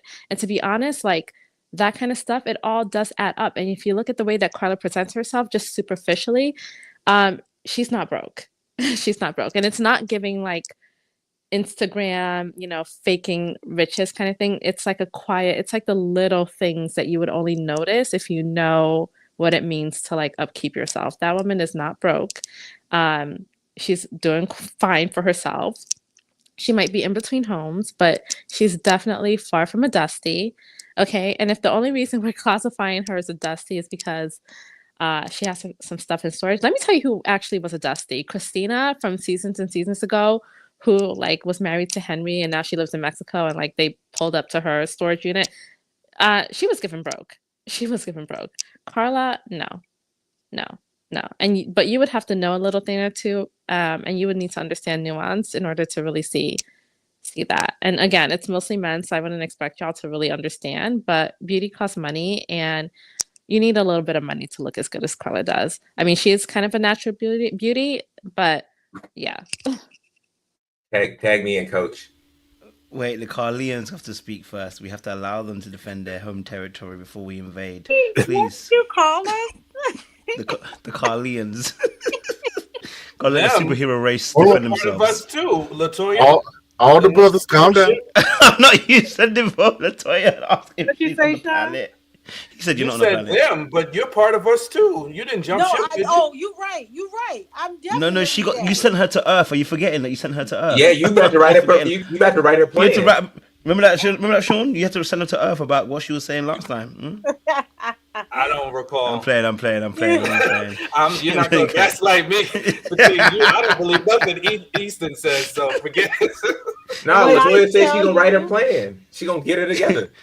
I mean, but here's the thing, though. I mean, after the stellar, I won't even call it performance, but there's just personality that we have seen this entire season with Karla. I don't think she even needs my proposal. Karla, I think y'all said that she likes to date the pink people, right? So she'll get one of them who wants to take care of her. She knows her worth. She's all about manifestation.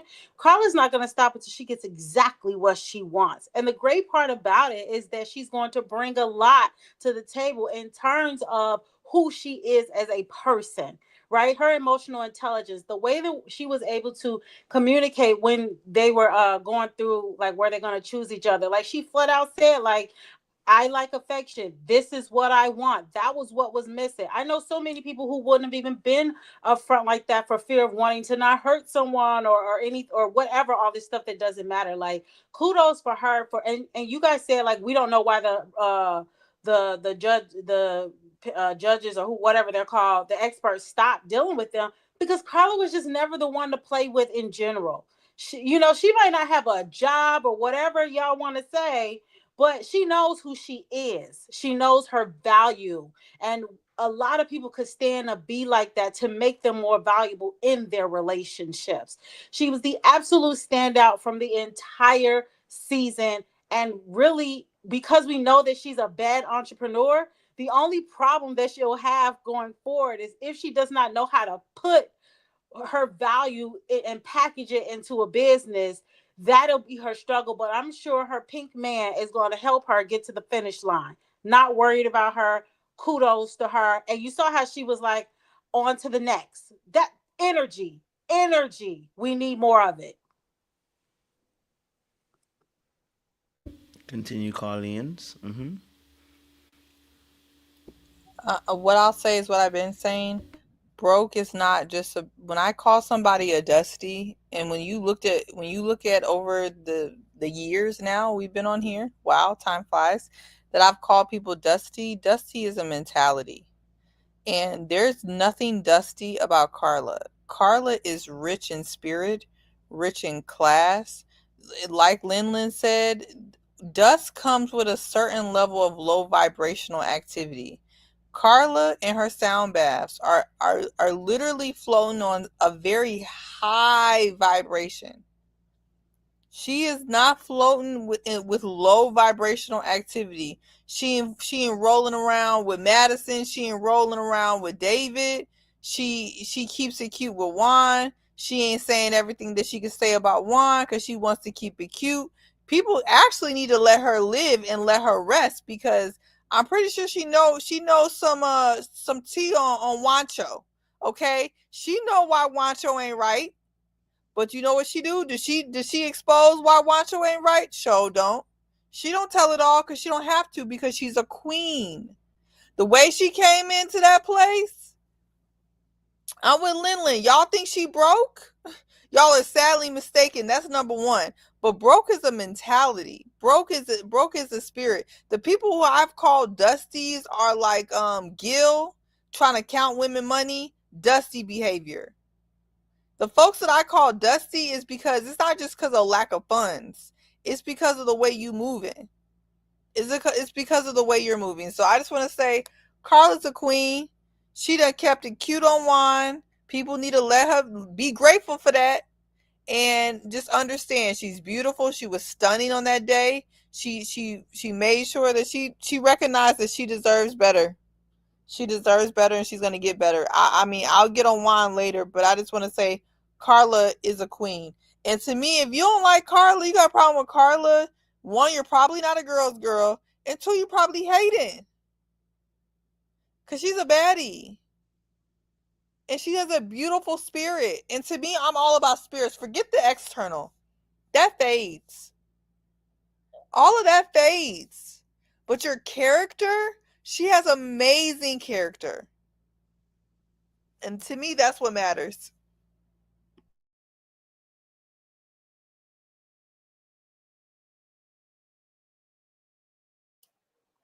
The Karlians, have they? Yes. Yeah, I hate that you just put us all at the front end so y'all can just go try to demolish our girl on the back end, but that's all right. Listen, we know what rises to the top, the cream of the crop. So I'm not even worried, and I hate that more of my brothers are not appreciating the gem that is Carla. I think Seaway said it best in terms of her character. I think that is the thing that impressed me the most.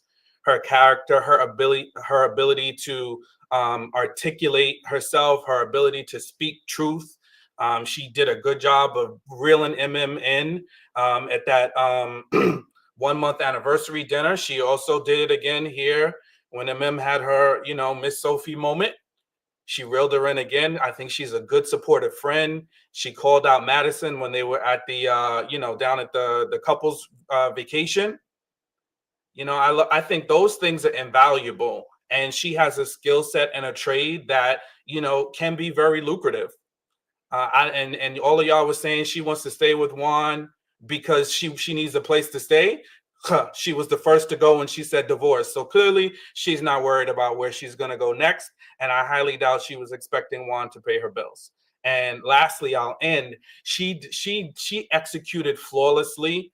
What I love to see women do is just her sheer confidence alone. And knowing that Juan was not interested in her, did not want her. She was not pushing it. And she said, if he wants me, he'll come. If he wants to, he will. And that's true. Because when we want you, we gonna come. And she peeped it, she clocked it, and she sat back and she was like, nah, I'm good. I'm not gonna throw myself at you. I know my worth. And I think that's highly attractive and very compelling. I really enjoyed her. And I'm not into the hippy dippy trippy, yamno holding, gehio, clanging cymbals and doing all of that. No disrespect to anybody else that does. But listen, I would have supported her in whatever crystals and symbols she wanted to clang. I'd have been right there with her, because I love that. I love her energy. I think her energy was just top tier, so refreshing, So that's my spiel. Can I say one last thing before we go Yes, go into for it, Karlian. yes. So I second everything that Siwei and Sean said. Absolutely. I focused a little bit more on the superficial, just out of technicality. But absolutely, like everything that Siwei and Sean said, I 100% agree with. I also want to point out the emotional IQ on Carla is just next level. And I do want to say, Carla, I do think in a way she plays a role of like the dits. She does play a little bit of a ditzy role, right? Where I do think that people think that she's dumber than she actually is, which isn't necessarily a bad thing because some of the most intelligent women play that role very well. You know, you don't see them coming. But notice, no one really took Carla seriously. I mean, I always did because I could kind of see through the veneer, but no one took her seriously as much because of the crystals and the spirituality and the this and the that. However, notice the way that she was able to communicate to Madison exactly what it was, the way that she was able to, you know, her integrity and the way that she was able to express her feelings, express her thoughts, the way that she carried herself in the face of rejection. All of that takes an incredible amount of maturity, an incredible amount of emotional IQ. And that speaks volumes. Like, that is a marker of intelligence. And if you can't see that, like, to me, that is kind of a failure on others. And I agree, you're probably a hater if you don't like Carla. Like, I don't really see any other way around it.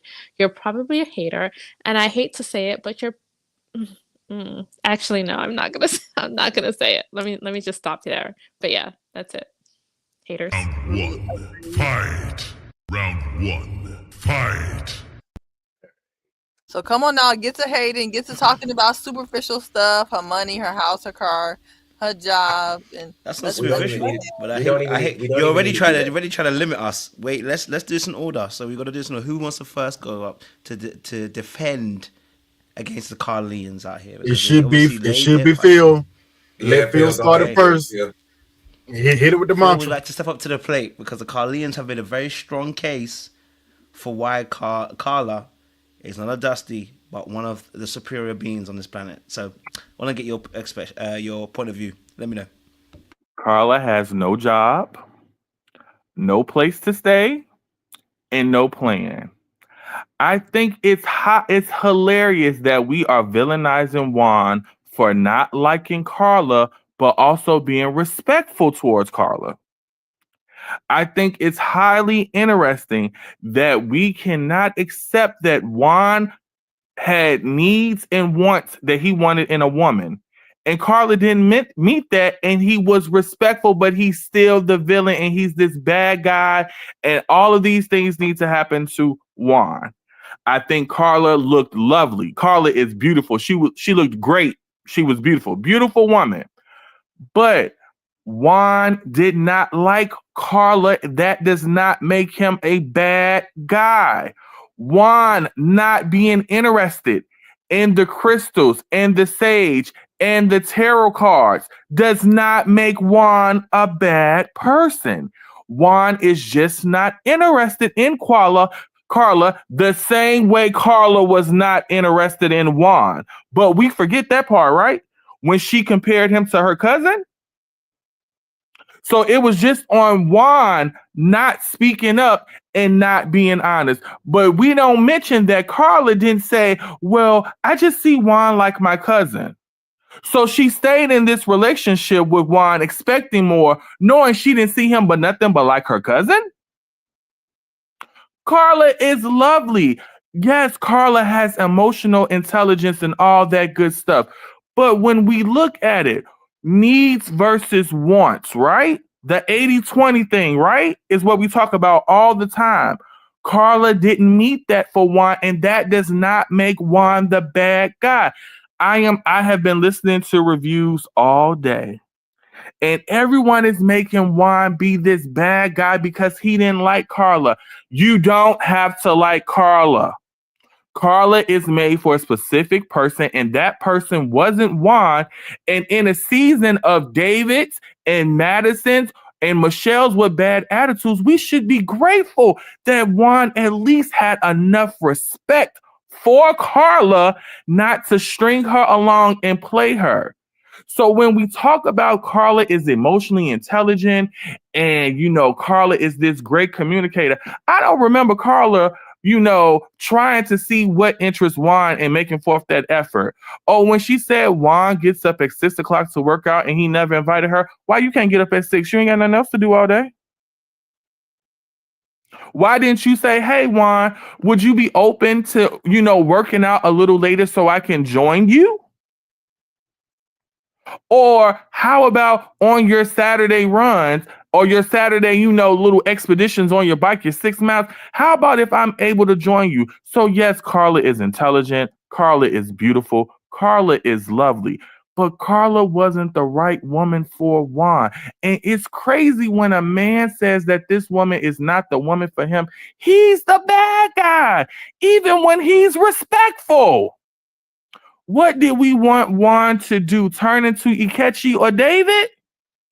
The man can't even win with that.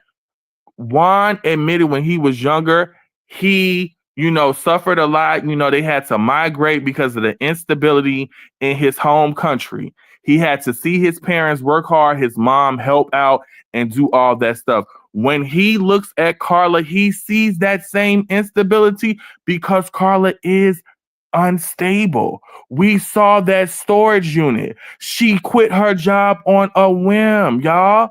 So why aren't we respecting this man who treated this woman with respect and was, they created a great friendship with each other, as this horrible person, or us who don't love Carla that we're haters because we don't want the fairy dust and we don't want to do all that?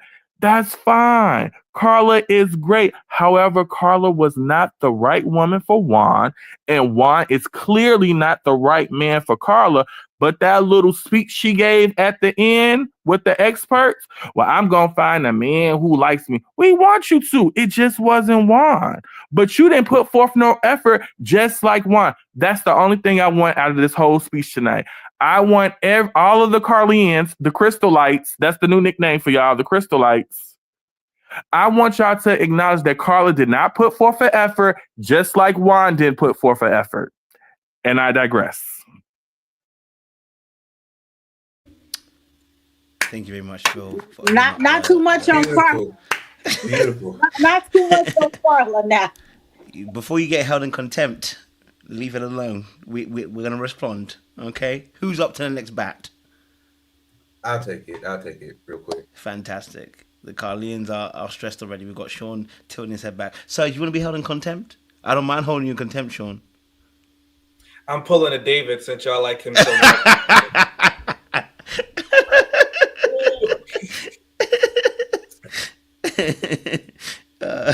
Go for it. I won't get into the spiel about materialistic or her looks because I think that is lacking a little bit of high level intelligent thinking. Like for the most part with Carla, it seems to me it's like a over indexing, and so maybe this is why I like to think of it as like an over indexing of emotional intelligence and logic. And men and women do it all the time, but I'm seeing now, especially in today's day and age, where we are over indexing emotional intelligence, and not necessarily emotional intelligence in a relationship, but emotional intelligence as far as, being able to be socially aware or be able to handle certain situations that might be, precarious, if you will. Carla was an extreme master at being able to manage those situations because I'm sure she's very adept socially. And so that makes everybody just assume that she is a amazing and emotionally intelligent savant in a relationship. But we saw time and time again that she didn't show that inside of her relationship with Juan. Like I said, I'm trying to be more balanced in my approach. And so I understand how guys, we like to over index our logic, which Juan does. So I can see how the experts put them together because Carla's over indexed or higher leveraged into her emotional intelligence, Juan with the logic. The problem is that from a viewer's perspective, we think that she's doing nothing wrong, and she's just not doing anything, and that doesn't make her a particularly great person to be in a relationship with. If we talk so much of the importance of a wife and a husband, and how this person is, for guys, your wife, that's your most important decision that you'll ever make. This is somebody that you'll have to live with, die with, procreate with, make financial decisions with. And for me, she was a huge red flag on all fronts. How am I supposed to deal with somebody who is up on a whim, going to quit their job, who doesn't have a plan, who doesn't necessarily align or have the work ethic that I might have or want somebody to have that I'm in a relationship with? She was a huge walking red flag on all fronts of that, and a huge liability from a man's perspective, and in terms of marriage. Now, maybe she could listen to me and tell me where I need to improve from an emotional aspect, but I don't think that huge red flag area in those major components outweighs, or her emotional intelligence outweighs that. And so I just want to leave with the last bit that, again, she has no job, she has no money, she has a storage unit, and granted, she was looking phenomenal. I don't think that was enough to garner, all the anger towards JUAN, because it's not that hard to shine like she did in a season where everybody was trash. Literally, there's only maybe 2 or 3 superstars in this season, and we're just over here like, yeah, well, Carla was just the greatest thing on earth. She's better than Wonder Bread. She had nobody. The barrier, the bar to entry was super low. So that's where I'll leave it. Thank you very much, Ethan. Trey. I ain't gonna go too hard. I just say this. Listen, is Carla a beautiful woman? Yeah. I personally think Carla is a very nice person. Wouldn't mind talking to her, getting to know her. We could be cool. But if you're asking me, and I'm not one, but if you're asking me would I want to get in a relationship with her, the answer would be no. Because we've always, all of us going to state the very same thing. She seems unstable. Just period. It ain't just, it's more than just her quitting her job and living out of storage unit and all of this. The way she thinks about some things would not speak to stability in her life and in your life if you take her on. Okay? It won't be in the stability. Can't really trust it. Sorry, this is what it is. Still like her though. I like her mentality. She clocked a lot of things this season. And saw it for what it was. She knew the whole time what was going on. Yeah, I'm gonna say she knew the whole time what was going on with Madison and them, and she clocked it, but it wasn't her business. I respect that. They ain't got nothing to do with this. Let me stay out of this. She's a positive person. She likes to have fun. She's very lovely. Yeah, Phil just said that she's very lovely. But is she someone that you want to actually have a relationship with, build with? For me, no. For Juan, definitely no. Because he said in the beginning what type of woman he wanted. In the very beginning, before he even met her, when they were just talking to experts. As soon as he said that, and then they showed us Carla, I went, this is not going to be a match. Knew it right from the get-go. The only thing I said, I'm glad that they somehow, some way, shape, or form either talked about it or just mutually agreed, like, you know what? We know this probably ain't going to be a match, but that doesn't mean that we have to be rude and cut each other down and nothing of that sort. We could be cordial and build a friendship, and that's exactly what they did. That's exactly what they did. But we want to excoriate this man for not liking her. Why? To me, I would never understand that, because that's the main point that I keep hearing. The way y'all sing her praises, most of them, okay, it's cool, but it keeps coming back to one single thing. She's a beautiful woman, and he should like her. I'm like, no, why? That don't make no sense. He doesn't have to like her because you like her. In what world? He does not have to like her that way. And that's his truth. And just keep it honest. I don't think she was feeling him all that much either. Because this last episode, I was cool with Carla until she said that one thing. Oh yeah, I think Juan, I was very interested in Juan. I said, when? When see you show any interest in him the whole season? When did this happen? Outside of the marriage, outside of when they first got married, she said, I think you're very handsome. That was it. That's it. Not until this last episode. Oh yeah, if you would have started something, I would have been okay with it, And I was like, when did this happen? Oh, now you're trying to put on for the cameras because it's time to come up with some reasons why this ain't work. Stop it. Okay? Y'all knew this wasn't gonna go anywhere. Y'all decided to keep it cordial and keep it cute, and that's exactly what they did. They did not disrespect one another. And I think that is just the bare minimum you can have with another human being.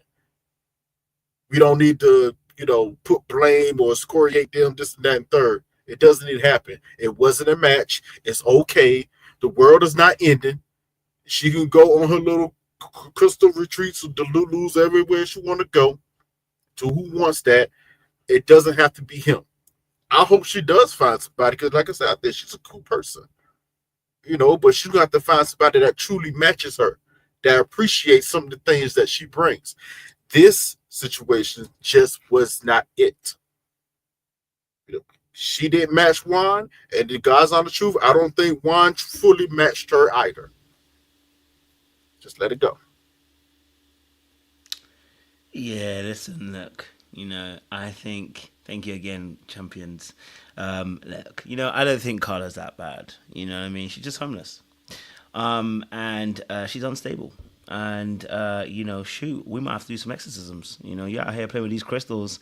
We don't know what spirits you're working up and bringing into this household. You know what I'm saying? To shout out for Juan. He understood it. He said, listen, I may not be spiritual, but you bringing some spirits in this household. So first and foremost, let me start there. Spiritually, we got a problem. Okay, Juan was going to be in spiritual warfare for the entire of his life. He was going to be hearing drums in his eardrums, okay, as he slept. Yeah, that man is lucky he got out while he can. We don't even know if he's free yet. He might be hearing drums in his ear when he goes to sleep now. Okay, all right. So that brother, first and foremost, had to run away from the spiritual aspect, and he made it very clear the spiritual stuff he don't be messing with. Okay, all right. He said, "Listen, I'm just not with it," And so when he was seeing and smelling and seeing them things, he started seeing some things. Okay, so while y'all saying about he ain't, Carla ain't dusty, yeah, you're right. Maybe dusty ain't the right word. There's another D word that might need to come into play in this particular aspect, but I'll leave that alone. So that was the first thing I noticed. Number two, the instability to just quit your job on a whim without talking to your partner showed that you are an unstable creature, darling. You can't.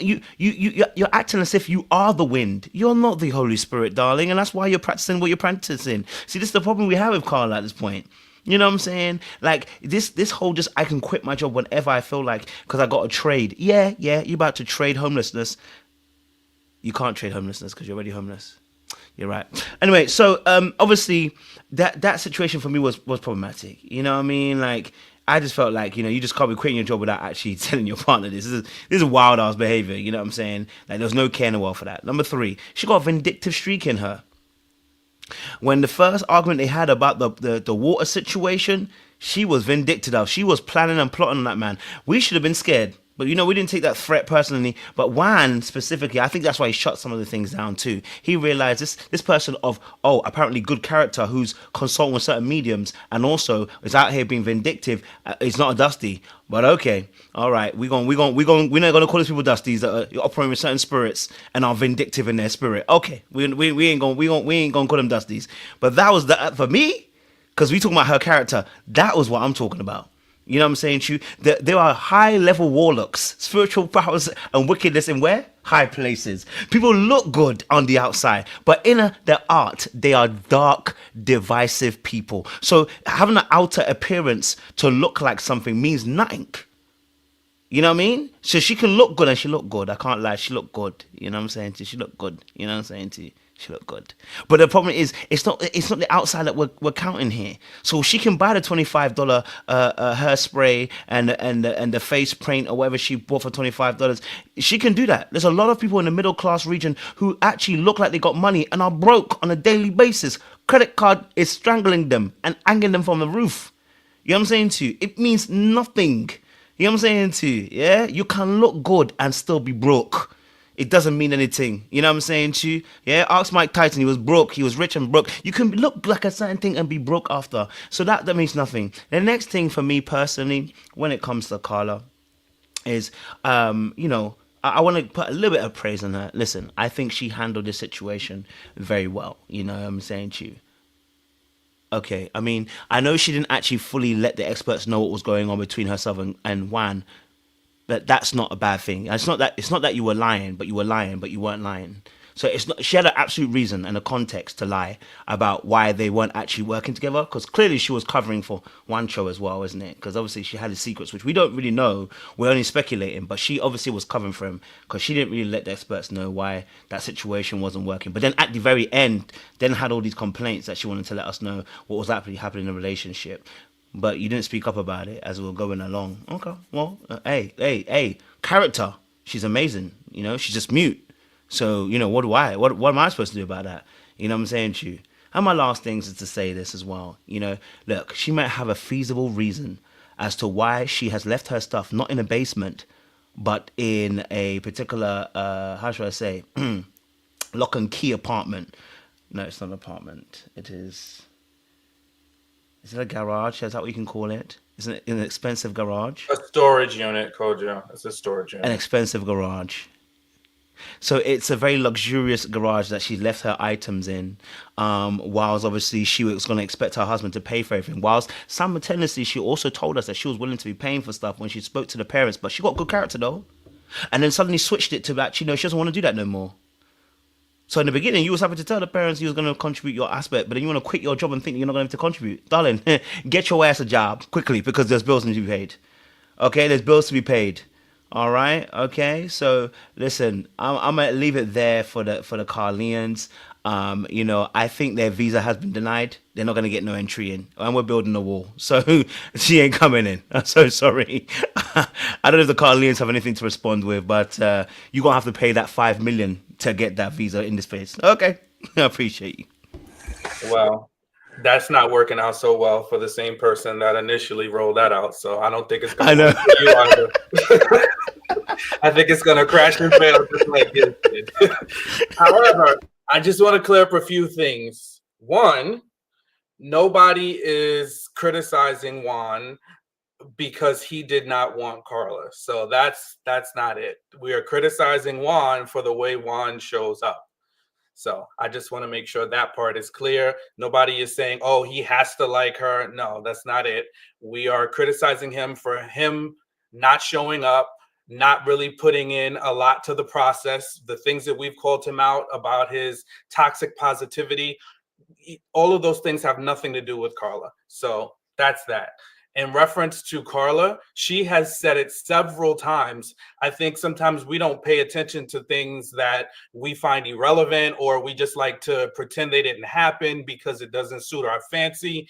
But she has said several times that she's attracted to him when they met with the experts early on. And he said, I'm not attracted to her. He flat out told her that. And she said right in front of the experts, she was like, well, I want the person I'm with to be attracted to me. She said several times, I like affection. I like intimacy. I like to be touched. I like cuddles. Juan said he doesn't like any of that. He was immovable. He did not want to work on those things. He kept saying, oh, we can see if we grow to that. They had that lady come up on there with her slip skirt and, try to give them that massage. And he went through it, but they did nothing. He just laughed his way through it, and it didn't escalate to anything else.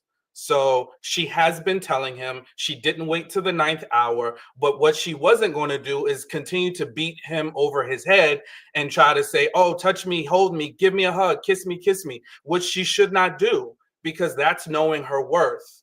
It's knowing her worth. And I don't know where she ever said that she was expecting him to pay her bills or that she wasn't going to be paying any bills anymore. She never said that. Yes, did she leave her job? I'll give you that. It was very irresponsible, right? And when they sat down to have that conversation about the plans and what her business plan was, she was very, very light to nothing on what was going to happen next. So I will definitely acknowledge she wasn't heavy on the plan. So I totally understand that aspect. I'm with Phil all day, but I also think that because of her profession, she was doing hair in the shared apartment, she gonna make her money and she's gonna figure out, how to do it. And I don't know who, she wanted to be, she said if she has children, she wants to be able to stay home with her children. There's nothing wrong with that. And she told his parents that. She told his parents that. And I don't remember now if she had a conversation with Juan about that, but she said that. So I don't understand what's the big deal. There's plenty of women that have full-blown careers that choose to stay home and spend time with their kids for the first few years. And there's nothing wrong with that. I think that's ideal anyway than putting your child in daycare or what have you. Exactly. Okay. You basically said everything. I don't have to say too much, but we never really came at like, oh my God, we don't like Juan. That was never the energy. It's that Juan is so emotionally unavailable. Like who would want that? I mean, what type of relationship are they to have if like he can't even show up and be available for her in a more like what kind of relations are they gonna kind of have? It sounds like it's gonna be absence of like foreplay, like all the things, and I just feel like that's incredibly huge. And so because he just seems like, and that has nothing to do with Carter, like he just not about that life. Like who wants that? So that was my whole thing, along with, I don't need to repeat everything that Sean said because I agree with all of it, but to add on, like, yeah, the reason why we was giving him that energy is because what woman would want that? And you cannot keep on giving an excuse that, oh, his mama took it. Because, yeah, a whole bunch of women took it in her demographic and stuff like that. But that don't mean they liked it. So let's not act like he's all that. He's going to have problems down the line if he does not know how to show up for his woman or wife if it gets to that point, or wife if that's what if he even wants. He's going to have to be available for her. So can't the same thing be said like we tell Alan? If a woman likes you, then she's going to change for you and she's going to be open for you. So couldn't the same thing be for Juan? If he was attracted and he liked Carla, he would have showed up differently for Carla. No, it's the fact that and at least he was honest. He wasn't disrespectful when he told Carla he wasn't attracted to her. He was never rude or nasty, but the same way we tell guys all the time, man, if the woman's attracted to you, then, it's be whatever. But couldn't the same thing be said for Juan when it comes to Carla? If he found her to be attractive, he would have showed up. He would have been more open. And I'm with Sean. He was never going to take that serious because Granny in her slip was trying to get with him herself. So, we talk a lot. And, I'm not saying that Juan is perfect. And I'm not saying Juan doesn't have to change things in order to have successful relationships. But when it comes down to needs versus wants, Carla did not have everything Juan wanted. It didn't outweigh it. And he saw her as being unstable. And the one thing we know about Juan is he's very meticulous in his movement and in his action. And when you compare her to someone like Carla, who's in the clouds with her crystals and her fairy dust, and she's just moving right along, that's cool. But it's not right for Juan. And when we say we never characterize Juan, I'm sorry, in this chat, everybody thinks Juan needs to come out the closet. Like, people have said things multiple times that are not true. So we can't say nobody's downing Juan. Juan is emotionally unintelligent. Juan is closed off. Juan is X, Y, and Z. So that's not, a totally accurate statement. And even me, I'm not saying Juan is perfect. I do think Juan needs to bend, but Juan was not going to bend with a woman he didn't see a future with. And unfortunately, he did not see that woman in Karla. But let's not act like we haven't came at Juan's neck. No, but no, go back to what you're saying though. Like, it's the fact that Juan stood on business talking about yeah, no, I don't do that. Yeah, no, that ain't me. That didn't sound like, oh, for the right woman, I do that with. Like, let's not put words in his mouth. What the man stood on is, I do not show up emotionally. Don't expect that from me. And he said that at the beginning and at the very end. I don't know what we're talking about here.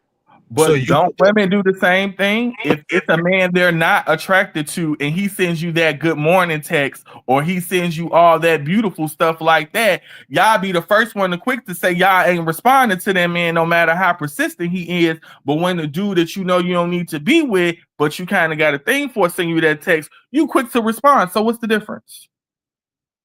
I just want to clarify something real quick. We have definitely criticized Juan. But the point that was being made initially by you, Phil, and also Trey, is that we were criticizing him because he didn't want Karla. No, we are criticizing Juan because of how Juan shows up. We're not saying he has to like Karla, but we're talking about the effort, his actions, how he showed up during the process. Those are the things that we're talking about. But that's what I'm saying, Sean. But that's what I'm also saying. A man is going to show up differently for a woman he's attracted to and whom he likes. I'm sorry, Easton, take it. They both showed up as friends. That's why I don't understand how we're judging Juan or Karla any differently. They both made a silent pact that we're friends, and so we're gonna appear as friends. We're not gonna push this anymore. But we're judging Juan as if Juan was in this marriage all by herself, and Juan was just over here not giving her any signs when they were both friends. So we should judge them as them being friendly, and we're not doing that. And that's what I think is fair about this whole situation. You're putting words in his mouth versus what he actually said. And I don't know why we're assuming that he's going to be different than what he said. You're assuming what he said means for all women. What we're saying is for this woman is why he said what he said. Didn't say that though. He didn't say for the right person. I tend to act like this, or I want to like with the woman that I want to be with. He didn't say none of that. And you still taking it as he meant that for all women. He said he doesn't like affection. He didn't say with Karla. He said in general, I'm not an affectionate person. You're right. But we're still taking that until you, okay. Yes, he said that. So it sounds like we're going to take him at face value, and he means that for every woman he comes across with, right? Why not? But that's not true because Juan said he was over-sexual with previous women, and that's why he wanted to take it slow in this marriage. And that's my point. Definitely not true. And that's my point. And being physical are two different things. He said, I'm not an affectionate person. So clearly he compartmentalized the act of sex versus being, touchy-feely and having, those moments. We're still beating around the bush on all this. What bush are we beating around? The bush that they just would not match. And it's okay. That's a moot point. I don't think that's debatable. Oh, wait, whoa. I'm not debating that. That's not a moot point.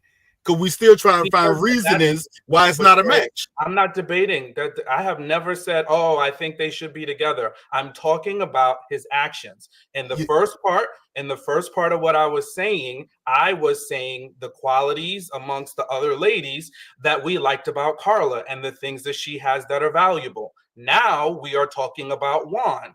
We're talking about Juan and some of his inefficiencies and the way he showed up in the marriage. And he showed up very immovable. He wasn't willing to work.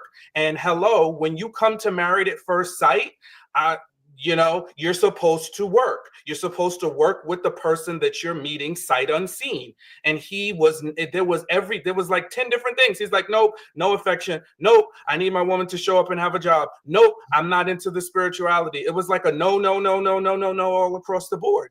So you have to have some level of flexibility. He had none. Everything that we are saying is still pointing to reasons why we think they did not work. Everything we're saying. That's why I say we're still beating around the bush. No, we're not. We're talking about Juan and how he entered the process. He showed up in the process flawed too. I'm not saying Carla was perfect, but we can't just say Juan was perfect too. Nobody said that. Who said he was? So what are we? So why are you pushing back against what we're saying then? No, We're talking about negative attributes. because one person is being casted as the villain. When if that's the case, then what, Carla's being a villain for not holding a job. Like, what are we talking about? Who said anything about a villain? No, it's not about being a villain. Juan across this entire season has been casted as a villain or a villain like, if you will, whether it be his sexuality being questioned, between how he's been talked to by his relationship with Carla. Like, what are we talking about? Like, everybody doesn't like Juan, and they say he's immature, but I'm saying he's immature in the frame that I'm not attracted to this woman. We are friends. So I'm not going to show up in this process as if I'm in a relationship with you. No, I'm going to show up as if I'm friendly. I'm goofy. I'm going to play around. I'm going to have a little porn stash here. I'm going to wear my poncho. And that's what it is. And everybody's like, well, he's so immature and he's just so logical. You spend 30 minutes every time we get up here talking about Alan and him being a Mr. Nice Guy. So somebody else can have an opinion about another character on the show? That's all it is. Listen, you have your rants and you go on and on and on every single time about how you think Alan is just a fake Mr. Nice Guy, right? So so I don't agree with that, but you go on about it. I think there's some significant issues about Juan. I think there's some opportunities for him. I think that he shows up kind of fake and he's very surface level. The same thing with the toxic positivity. Anytime anything happens, he wants to glaze over it and have a hee ha ha moment instead of digging deep. Those are some of the issues I see with him. But are you judging that if it's not in the frame of a relationship? Are you just saying him as a person? Oh, you're just saying him as a person. Him as a person and him as in a relationship. Both. How are we judging him based off of a relationship that he was based on what we see his actions are? Okay. How are you judging Alan? Based off a relationship. Lillian wants to jump in. Go for it, Lillian. That was good. I like that. You two were passionate. I actually just wanted to address 2 points, actually. The first point is this whole idea of Carla not having a job, which I don't know if y'all understand this. She is a hairdresser, okay? When she said she left her quote-unquote job, she also said that she still has her clients. Now, if you know anything about the hairdresser, I guess, profession, usually they rent a chair. So someone owns like a building or they own, the salon. And a lot of the times they will employ other hairdressers to work in the salon because it's more money for them, right? You have bills to pay like the rent, electric, etc. So you have several chairs in the salon. And usually because you can't do multiple heads at a time, you'll employ other hairdressers. They'll pay you a nominal fee or whatever the fee rate is to basically rent one of those chairs from you. And they will have their own clients that they work on so that they can, basically they'll work on their own clients at your salon. And the fee they pay you helps to, take care of the overhead, etc., and all your other business costs and whatever, and probably to make a small profit or whatever profit for yourself as well. But as a hairdresser, your clients follow you. It's about your clients, not the location, right? So she can be a hairdresser anywhere. So when you say she doesn't have a job, you're acting like she's no longer a hairdresser. No, she's still a hairdresser. She's just not working at the particular salon that she was working at before. But like I said, the business of being a hairdresser it's about your clientele. It's not about the particular building or the particular chair that you're in. So maybe y'all just aren't aware of that profession, but that's how it is. So when people say she doesn't have a job, like, she is still a hairdresser. She still has her clients. She's still making money. Hence why she can still survive. So that's number one. Number two, though, I did want to come a little bit to you guys' side, because I do understand what you're talking about as far as men can completely transform and will show you a completely different side for the woman that they're actually like truly interested in. And I've seen that. Like, I've seen that men be completely different for women that they actually like, and you'll be like, is this the same person? It is the same person. It's just they weren't inspired for whatever reason to be that romantic person, to be better, etc., with the previous person that they were with. But with the partner that they know, like, you basically have to be their dream girl. Like, if you're their dream girl, like, they will be completely different. And I know that there are levels to that, but I do understand what you guys are saying as far as, like, yeah, he might not have been that way towards Carla, but it doesn't mean that he wouldn't be, or wouldn't be willing to work on those things for a woman that he feels like way more interested in. So I get that, because I've seen that before too. However, I don't quite think this is the case with Juan. I think that his behavior is because he's a general dust bucket. So I'm just waiting for that conversation to happen. But And even you're free to when have that conversation whenever you want, Lin. Don't even worry. You can bring up the dust from wine if you want to. Kick it up whenever you feel like. Oh, I okay, will great. So I just Perfect. wanted to kick up a little dust right quick.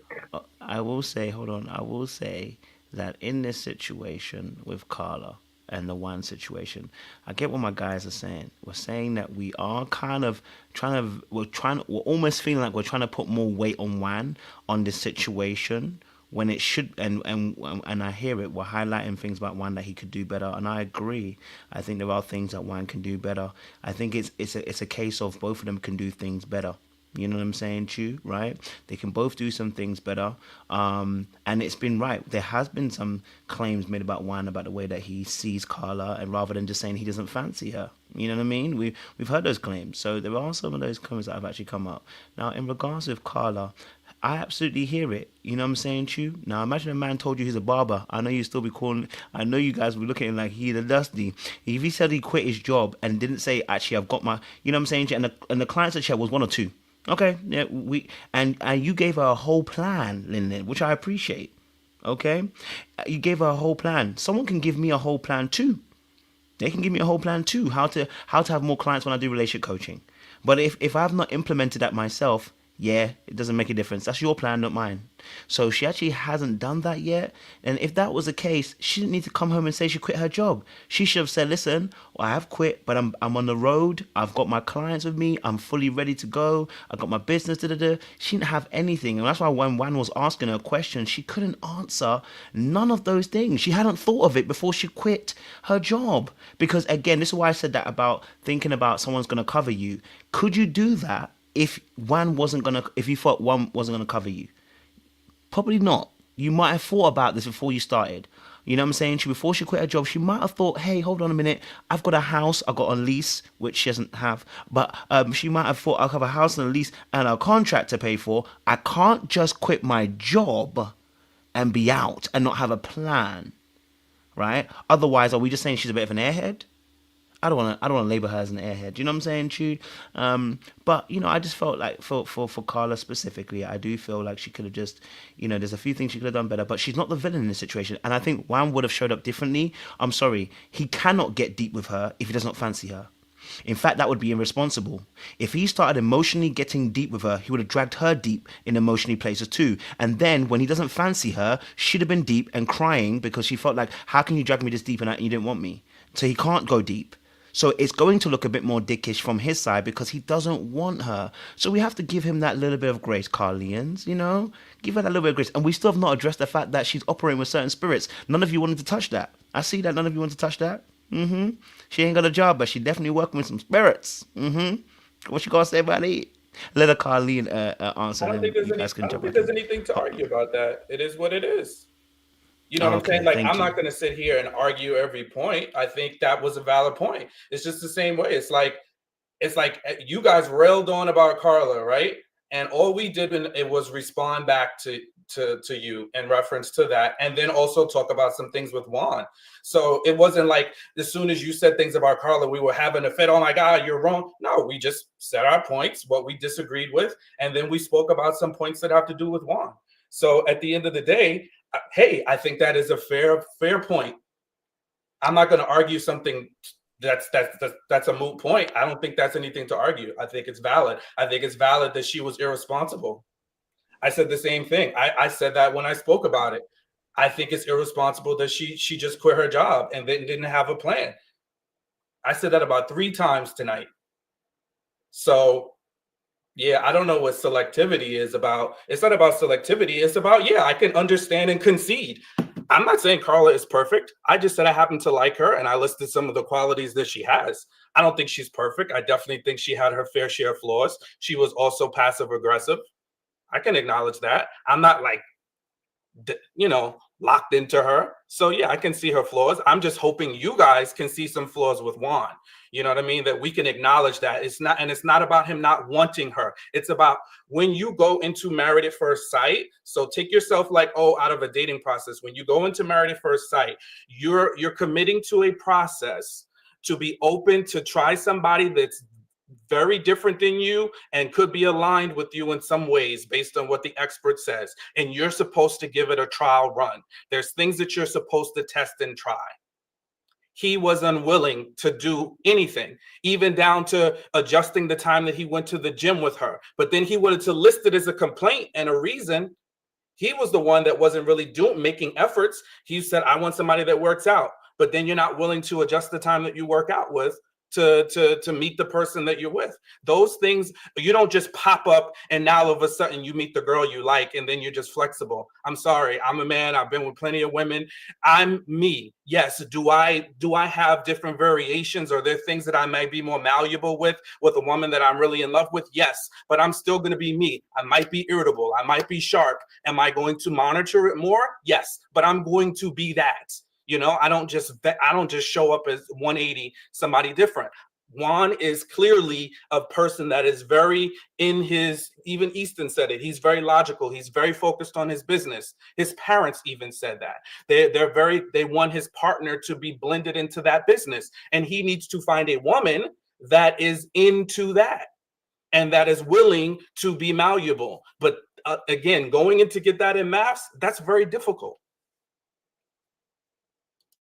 I also want to add that it's not really about her spirituality of choice. I mean, I'm a Christian. I'm not really into all the things either. That would have been a lot for me as well. But the reality is that, in some way, shape, or form, there's people have spirituality unless they are atheists or apathetic. And at the end of the day, you still would have to decide if are you in alignment with that? Is that something I want to be around versus not? So I don't think that it was worth really talking about because of her choice of spirituality. I feel like that would have been sort of like ragging on her when it don't matter. It'd be the same thing as if somebody is a Christian and they want to go to church, they want to go to the afternoon service, they want to be at Bible study, or they volunteer. It's no different. It's just that he just wasn't really about it. But also he didn't really state where he is from that standpoint. I didn't really hear him declare anything he didn't like that, but I didn't hear him say oh, I'm a Catholic, I'm this, I'm that, I'm atheist. Whether it was that personally or just spirituality in general, he just really wasn't about it. And I didn't think that we needed to talk about it, especially because I think from this channel being, more Christian centered, I think it's understood, but also we all have to find a way to make meaning of the world. And the way in which he does it is not really one that I would want to align with and that be the leader of my household. Which makes a lot of sense. I think that's what we're saying. I think that's why I was saying it's equal on both sides. I think what people are saying is we want a bit more. We can't add any that one is a bit worse or off or it's across both sides. They can both do some things, across the board that could be better. But we still haven't. The question was really around obviously her dustiness. That's what we actually were basing the question around. It actually wasn't around wine, it was around her dustiness and whether she's dusty or not. Which is what I was asking you guys to prove that she's not dusty, because her behavior we've seen from what we've seen seems to be a little bit dusty. Just a little dusty. Are we gonna get into Juan's dustiness? Because he's been dusty from the very beginning. Mm-hmm. And it's actually been giving me PTSD. It's giving me Gil flashbacks. Why are these men, or him in particular, so concerned with watching a woman's pocketbook? That's where I'm getting flashbacks and PTSD from, because it's giving Gil all over again. He doesn't want a wife. He wants a workhorse, okay, who can also play the role of administrative assistant to him or something. And I just don't understand why he was so focused on her funds, on where her money is coming from, where it's going. And not only him, the family was just all up in her pocketbook too. So I kind of see where he gets it from, but it was given real dusty. He is another one, like David. He just gives selfish. He gives not willing to, risk a limb for you. Like, and this is why I would always choose an Alan over someone like Juan, even though Juan, maybe his business takes off and he might end up being super, super successful one day, which would be good for him. But because of the selfishness, like his selfish nature, like he wouldn't be a good partner, even if he became super successful anyway. So to me, I think Karla really dodged a bullet because his character is very, very dusty, and the way that he treated Karla is just it's just abysmal. Like I really don't understand it. But the fact that he is so concerned with her money, with her funds, with like, what is she gonna contribute? It's giving like what do you bring to the table? It's giving like light red pill, if not full red pill. And it's just not that's not the move. And it just lets me know like he would not be a good partner for a lot of women. He would not let her rest. Like if she tried to rest, if she tried to put her feet up, he'd be like, what are you doing? Like you have to go out there and be productive.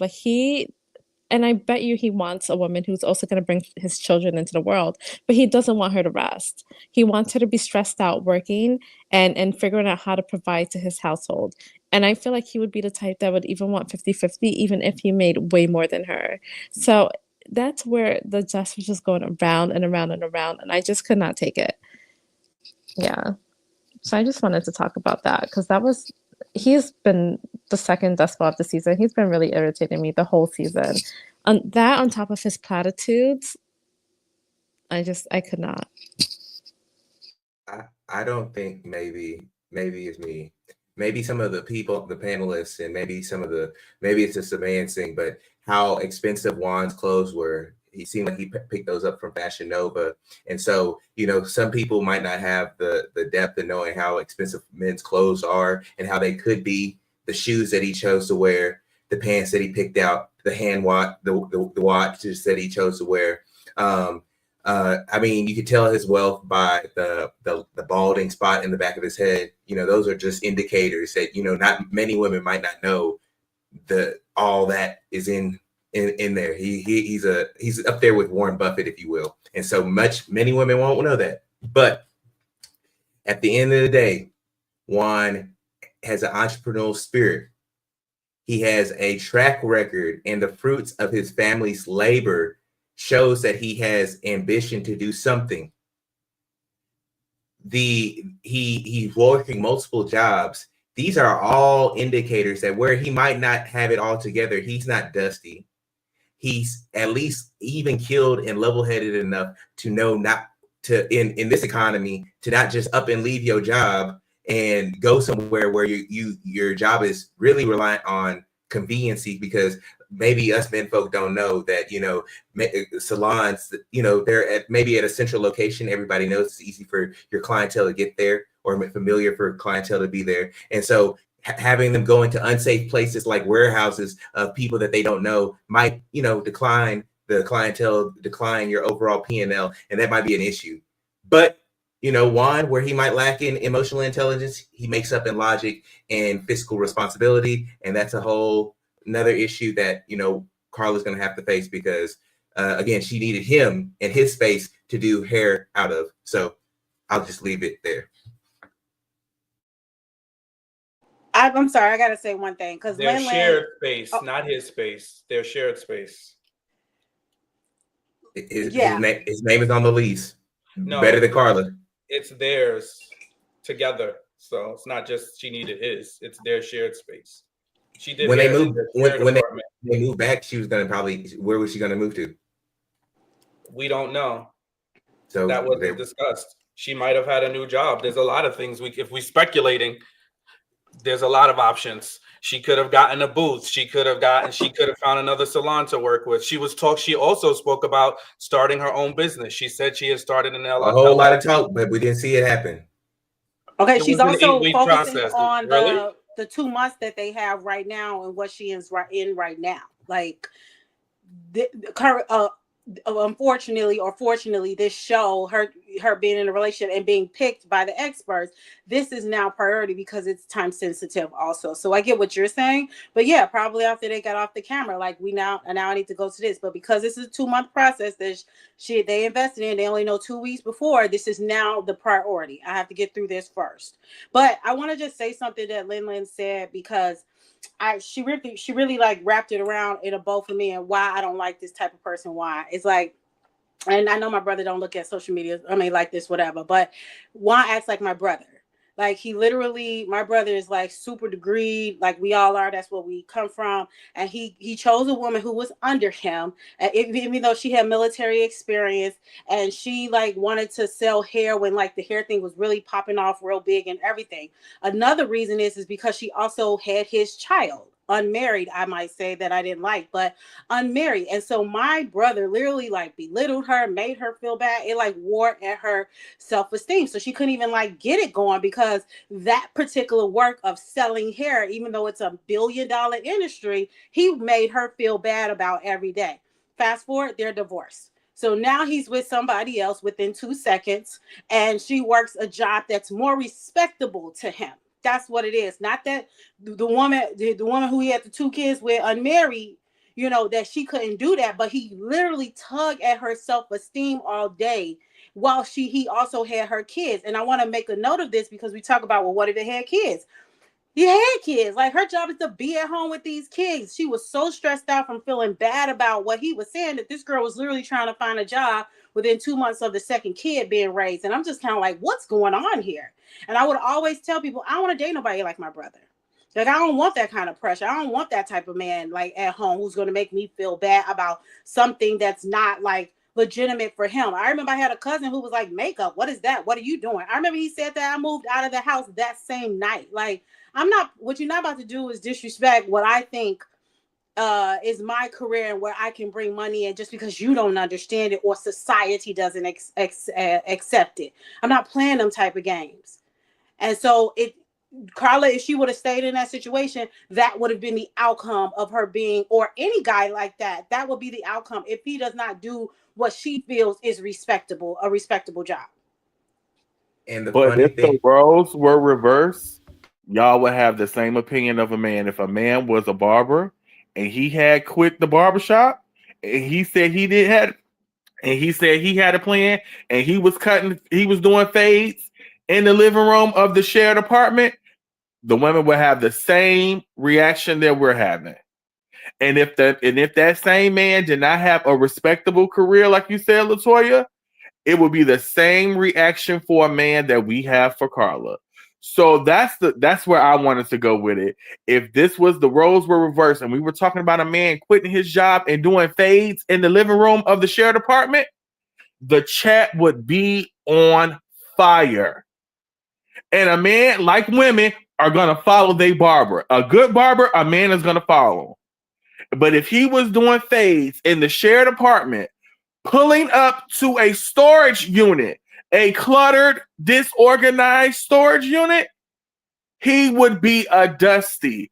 Gil was called a Dusty, and he was a firefighter. He was a government employee for his detective. He was Lin, you just called Juan a Dusty, and Juan got like 4 or 5 jobs.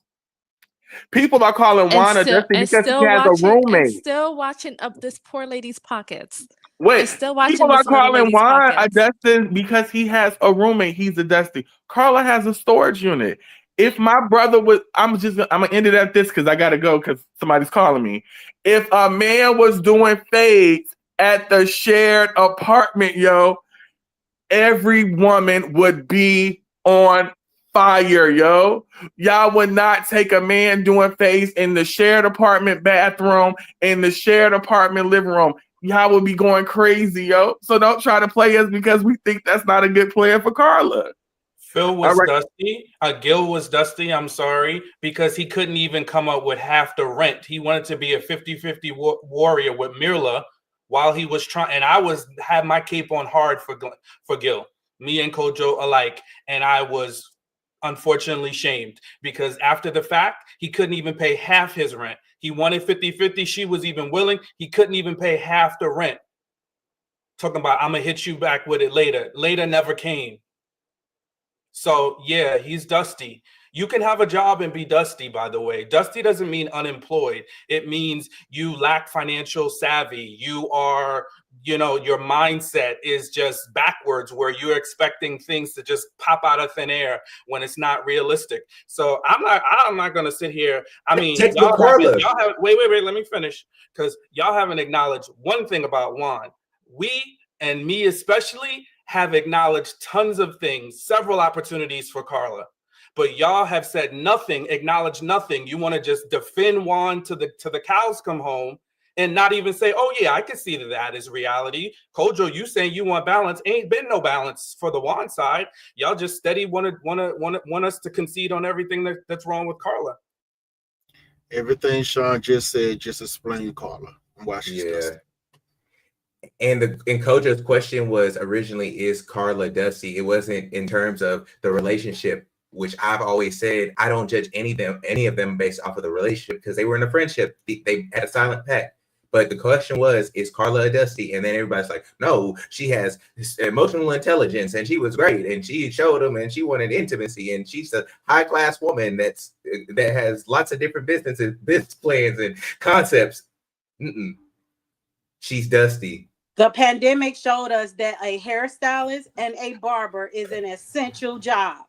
So I even could get you if this was before 2020. But after 2020, how all y'all hair was looking when y'all did not go to the barber shop, stop playing. All y'all was crying over social media, man, I got to get back to my barber. Y'all would have went over their house if you could with your mask on and got your hair cut if you needed to. Stop acting like her job is not essential. And that's why I came for her. Latoya, wait, Latoya, you're right. Hairstylists and barbers are essentials. The problem is, Karla says, hey, I brought my clients with you. You're asking me to take that off faith because I haven't seen the client but one. That's all. You're asking me to take it off of faith. All I've seen was one client. Now, yeah, you know what? Yeah, I'm going to do it. One client, you want me to take everything off faith? No. She's going one client is what they showed us, but y'all act like exactly these jobs aren't stable either. Like, you're right. Stop acting like jobs out here are stable. 1 minute y'all will have your 9 to 5, and in a minute they'll come in the office and say your job is done. And what I'll tell you, what I know about 9 to 5ers, they do not know how to pivot the way an entrepreneur knows how to pivot. They'll be sitting there crying for months, hoping that they get their unemployment while they're trying to figure out how I can get back to the check every 2 weeks. She has a lot of great qualities about her. Wait a minute. I agree with you. Most entrepreneurs do know how to pivot. But when Karla was put in that situation and Juan asked her, how are you going to pivot? She had nothing. You're attaching attributes to her that she has not proven to see. So I'm like, wait a minute now, hold on. The mere fact that she has made money outside of working for anybody, I don't care if she did it in her house. The mere fact that she showed her proof of concept by a client being willing to go to that house to get their hair done is all we need to see. I get triggered too, Latoya. I ain't gonna lie to you. I feel your pain because I get triggered too when we be talking about stuff that hits home for me. And so I think the same is for you. You really be rocking with her because you see a lot of yourself in Karla. And so I salute you for riding so hard for Karla, but she's still a dusty. And sometimes she just sucks at being a business owner, and as an entrepreneur, she sucks. That doesn't make her dusty. She does need to read books. She does need to look at some YouTube videos. I'm not gonna lie. I'm just saying, yeah, okay, she needs to get more help in that area. But look what she did in one of the episodes. She said, instead of this man belittling her like a lot of men do when they don't respect what you got to do, that girl took a notebook to the doggone dinner that they had. Come on, stop acting like there's not more opportunity here than the other way around. Juan never belittled her. He asked a question. What is your plan? He asked one question. What is your plan? She didn't have it, and then she grabbed a notebook for dinner. What are you talking about? Hold on, Sean. I can take it. Now, I'm just saying, don't get riled up by the dusty word, because that's just Kojo trying to have a little havoc and chaos on the panel. But no, I just don't want you to get too riled up about that portion of it. You right. I'm not gonna. Usually it's Easton. I forget. You know what I'm saying? My pressure go up with him. I gotta Trey. This is unlike us. Your know what mask I'm is saying? slipping. Your mask is slipping, This Latoya. is Cut unlike it out. us. Stop antagonizing her. Latoya, listen, I am with you. As I've gotten to know you, we kind of in lockstep in how we think about things, except for Carla. But Easton put the nail on the head. It's because you see yourself in Carla. The problem is, Carla is not you. As much as we got to know you now, you have achieved a lot of the stuff that Carla's trying to get to. She has not proven that achievement yet. That's it. Now if we come with weeks later and she's proven that, yeah, I'm on my shit, I got this locked up, guess what? We're gonna have to backstep everything that we said. But until then, all we saw was a storage unit. I quit my job and I do crystals. Heck, even when she said she did Pilates, I was hoping, okay, we might see more scenes where she's actually conducting Pilates classes. We didn't see none of that. I'm like, okay, I'm trying to pull for you, Carla. I really am, but you're not proving anything to me here. And I'm just expected to just love you. I'm sorry, I can't do it. I like you though, but it ain't gonna work for me. The time has come to an end. We're at the 4-hour mark, and that is actually the maximum we can get out of it. Sean, please give us a benediction. Because the 4-hour mark is hit. So dang, we didn't even talk about Camille and Thomas. We gotta have to do that some other time. They're gonna have to do some other time. We can do it next week. We can have them on when we talk about them. You know what I'm Thomas saying? has gave up his balls. That's all we need to say. That's all I'm gonna say, definitely, because he needs the same smoke that Alan got, but we'll do that another time. Sean, talk to us. Benediction. I'm sure we'll discuss behind the scenes, so go for benediction. Y'all have literally drained me. You have wore this conversation out. Good God Almighty, I don't even know what to benedict on. I know I say that all the time. Now I shouldn't even say it because it's just becoming a theme. But this one, I'm really mind boggled. So I guess we'll start with where we started tonight's conversation with EMEM and Ike. We'll say, listen, we understand that you may have some frustrations in your relationships that you need to get off. But if you find yourself on an endless cycle of the color purple and all my life has had to fight, you need to go see the lady. Go see the lady and stop talking to that person that you are no longer with because it's falling on deaf ears. Go see the lady, heal from whatever's happened to you in your previous relationships, and that's for everybody. Next, we spent a lot of time talking about Carl and Juan, but I think we can all agree, we didn't agree on a lot when it came to those two, but I think what we can agree with is that they did navigate this process respectfully and as friends. So we can appreciate them for whatever differences they have or dislikes they had. They respected each other. So I think that is a key in your relationships. Whether you love that person in the moment, you like them in the moment, you show up and you respect the person that you're with, you treat them with kindness, and you are always looking in that mirror and reflecting back to see how you're showing up. Back to you, Coach. Yes, thank you very much, Sean. I appreciate it. Listen, it was good. I can't lie to you to have this conversation. I know it was a bit of a back and forth with Carla and stuff, and it's fun. Like sometimes I like to have a bit of fun with you guys, and I know I probably raised your blood pressures defending your persons. Okay, if your blood pressure was raised, it shows that we all need to do some work. Okay, all right. When they got me good, but I'm realizing now you ain't gonna get me again. But listen, look, it's all fun. And look, when you have these conversations, people defend the people that we are close to, we do like, we see ourselves in. That is the whole point of these shows. Okay, that's why we talk about them, because we really do identify with either one character or two characters that make us see ourselves or see parts of ourselves. So, I enjoy talking about this. So we'll be back on Saturday for Ready to Love panel, again 8 p.m. EST, and then we'll be back on Sunday for Love is Blind, the last two episodes before they do reunion. as well. And then we're back again next Wednesday for the men's panel as well. It was good to have Lyndon back as well. It's been a bit of a minute. We've missed your dusty word because you were the queen of that word. So we appreciate you. And you were right. Let me give you yourself and a couple others were very right about Gil. I apologize. I'm sorry. He is a complete and utter dust bucket. And that one, I will never defend him again. He can never get it off. He's a dust bucket of the highest orders. He has abysmally embarrassed us all. So to be fair, I'll give you plaudits. I'll give you a crown as well. So we appreciate you, Lyndon. It's good to have you back.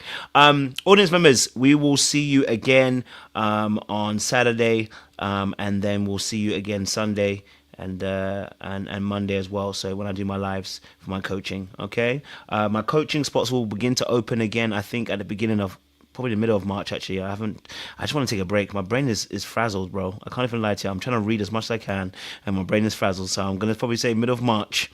So if you do want some coaching, I have emergency slots, but I don't have many because I don't want to do too many people just yet. But I think by the time of middle of March, I'll be ready to do so with you guys as well. So appreciate all of those who reached out to me last time. All right, please be safe. But first, before I do, let me read out some of these super chats that were actually done. I do apologize, it was in deep and I didn't read them. This was on Collie. Shout out to Collie as well, because Collie actually really supported the channel today as well. Collie, you know what, we appreciate you. You know what I'm saying to you? I have to do a special one for you too, because to be honest, I gotta appreciate the financial effort you've put into here. It's been appreciated 100%. So let me give you a special, Is a U.S. The new king.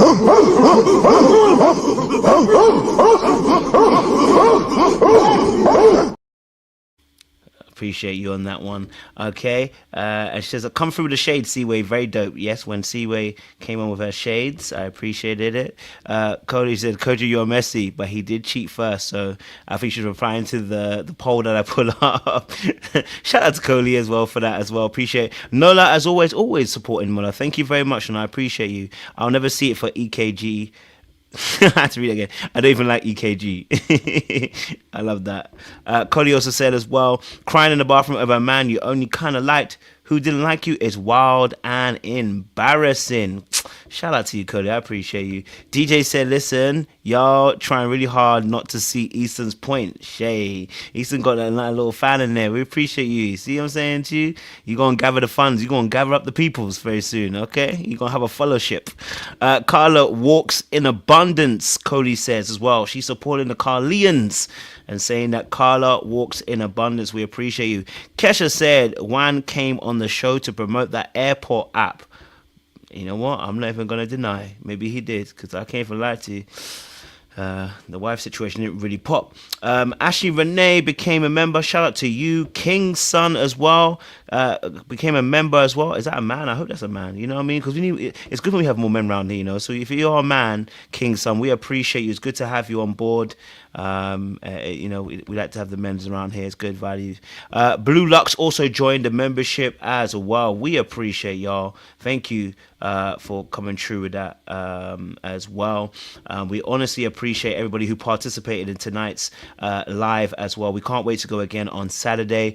I promise we'll be on our better behavior. There probably won't be the debate this time. I think we'll all agree. I hope.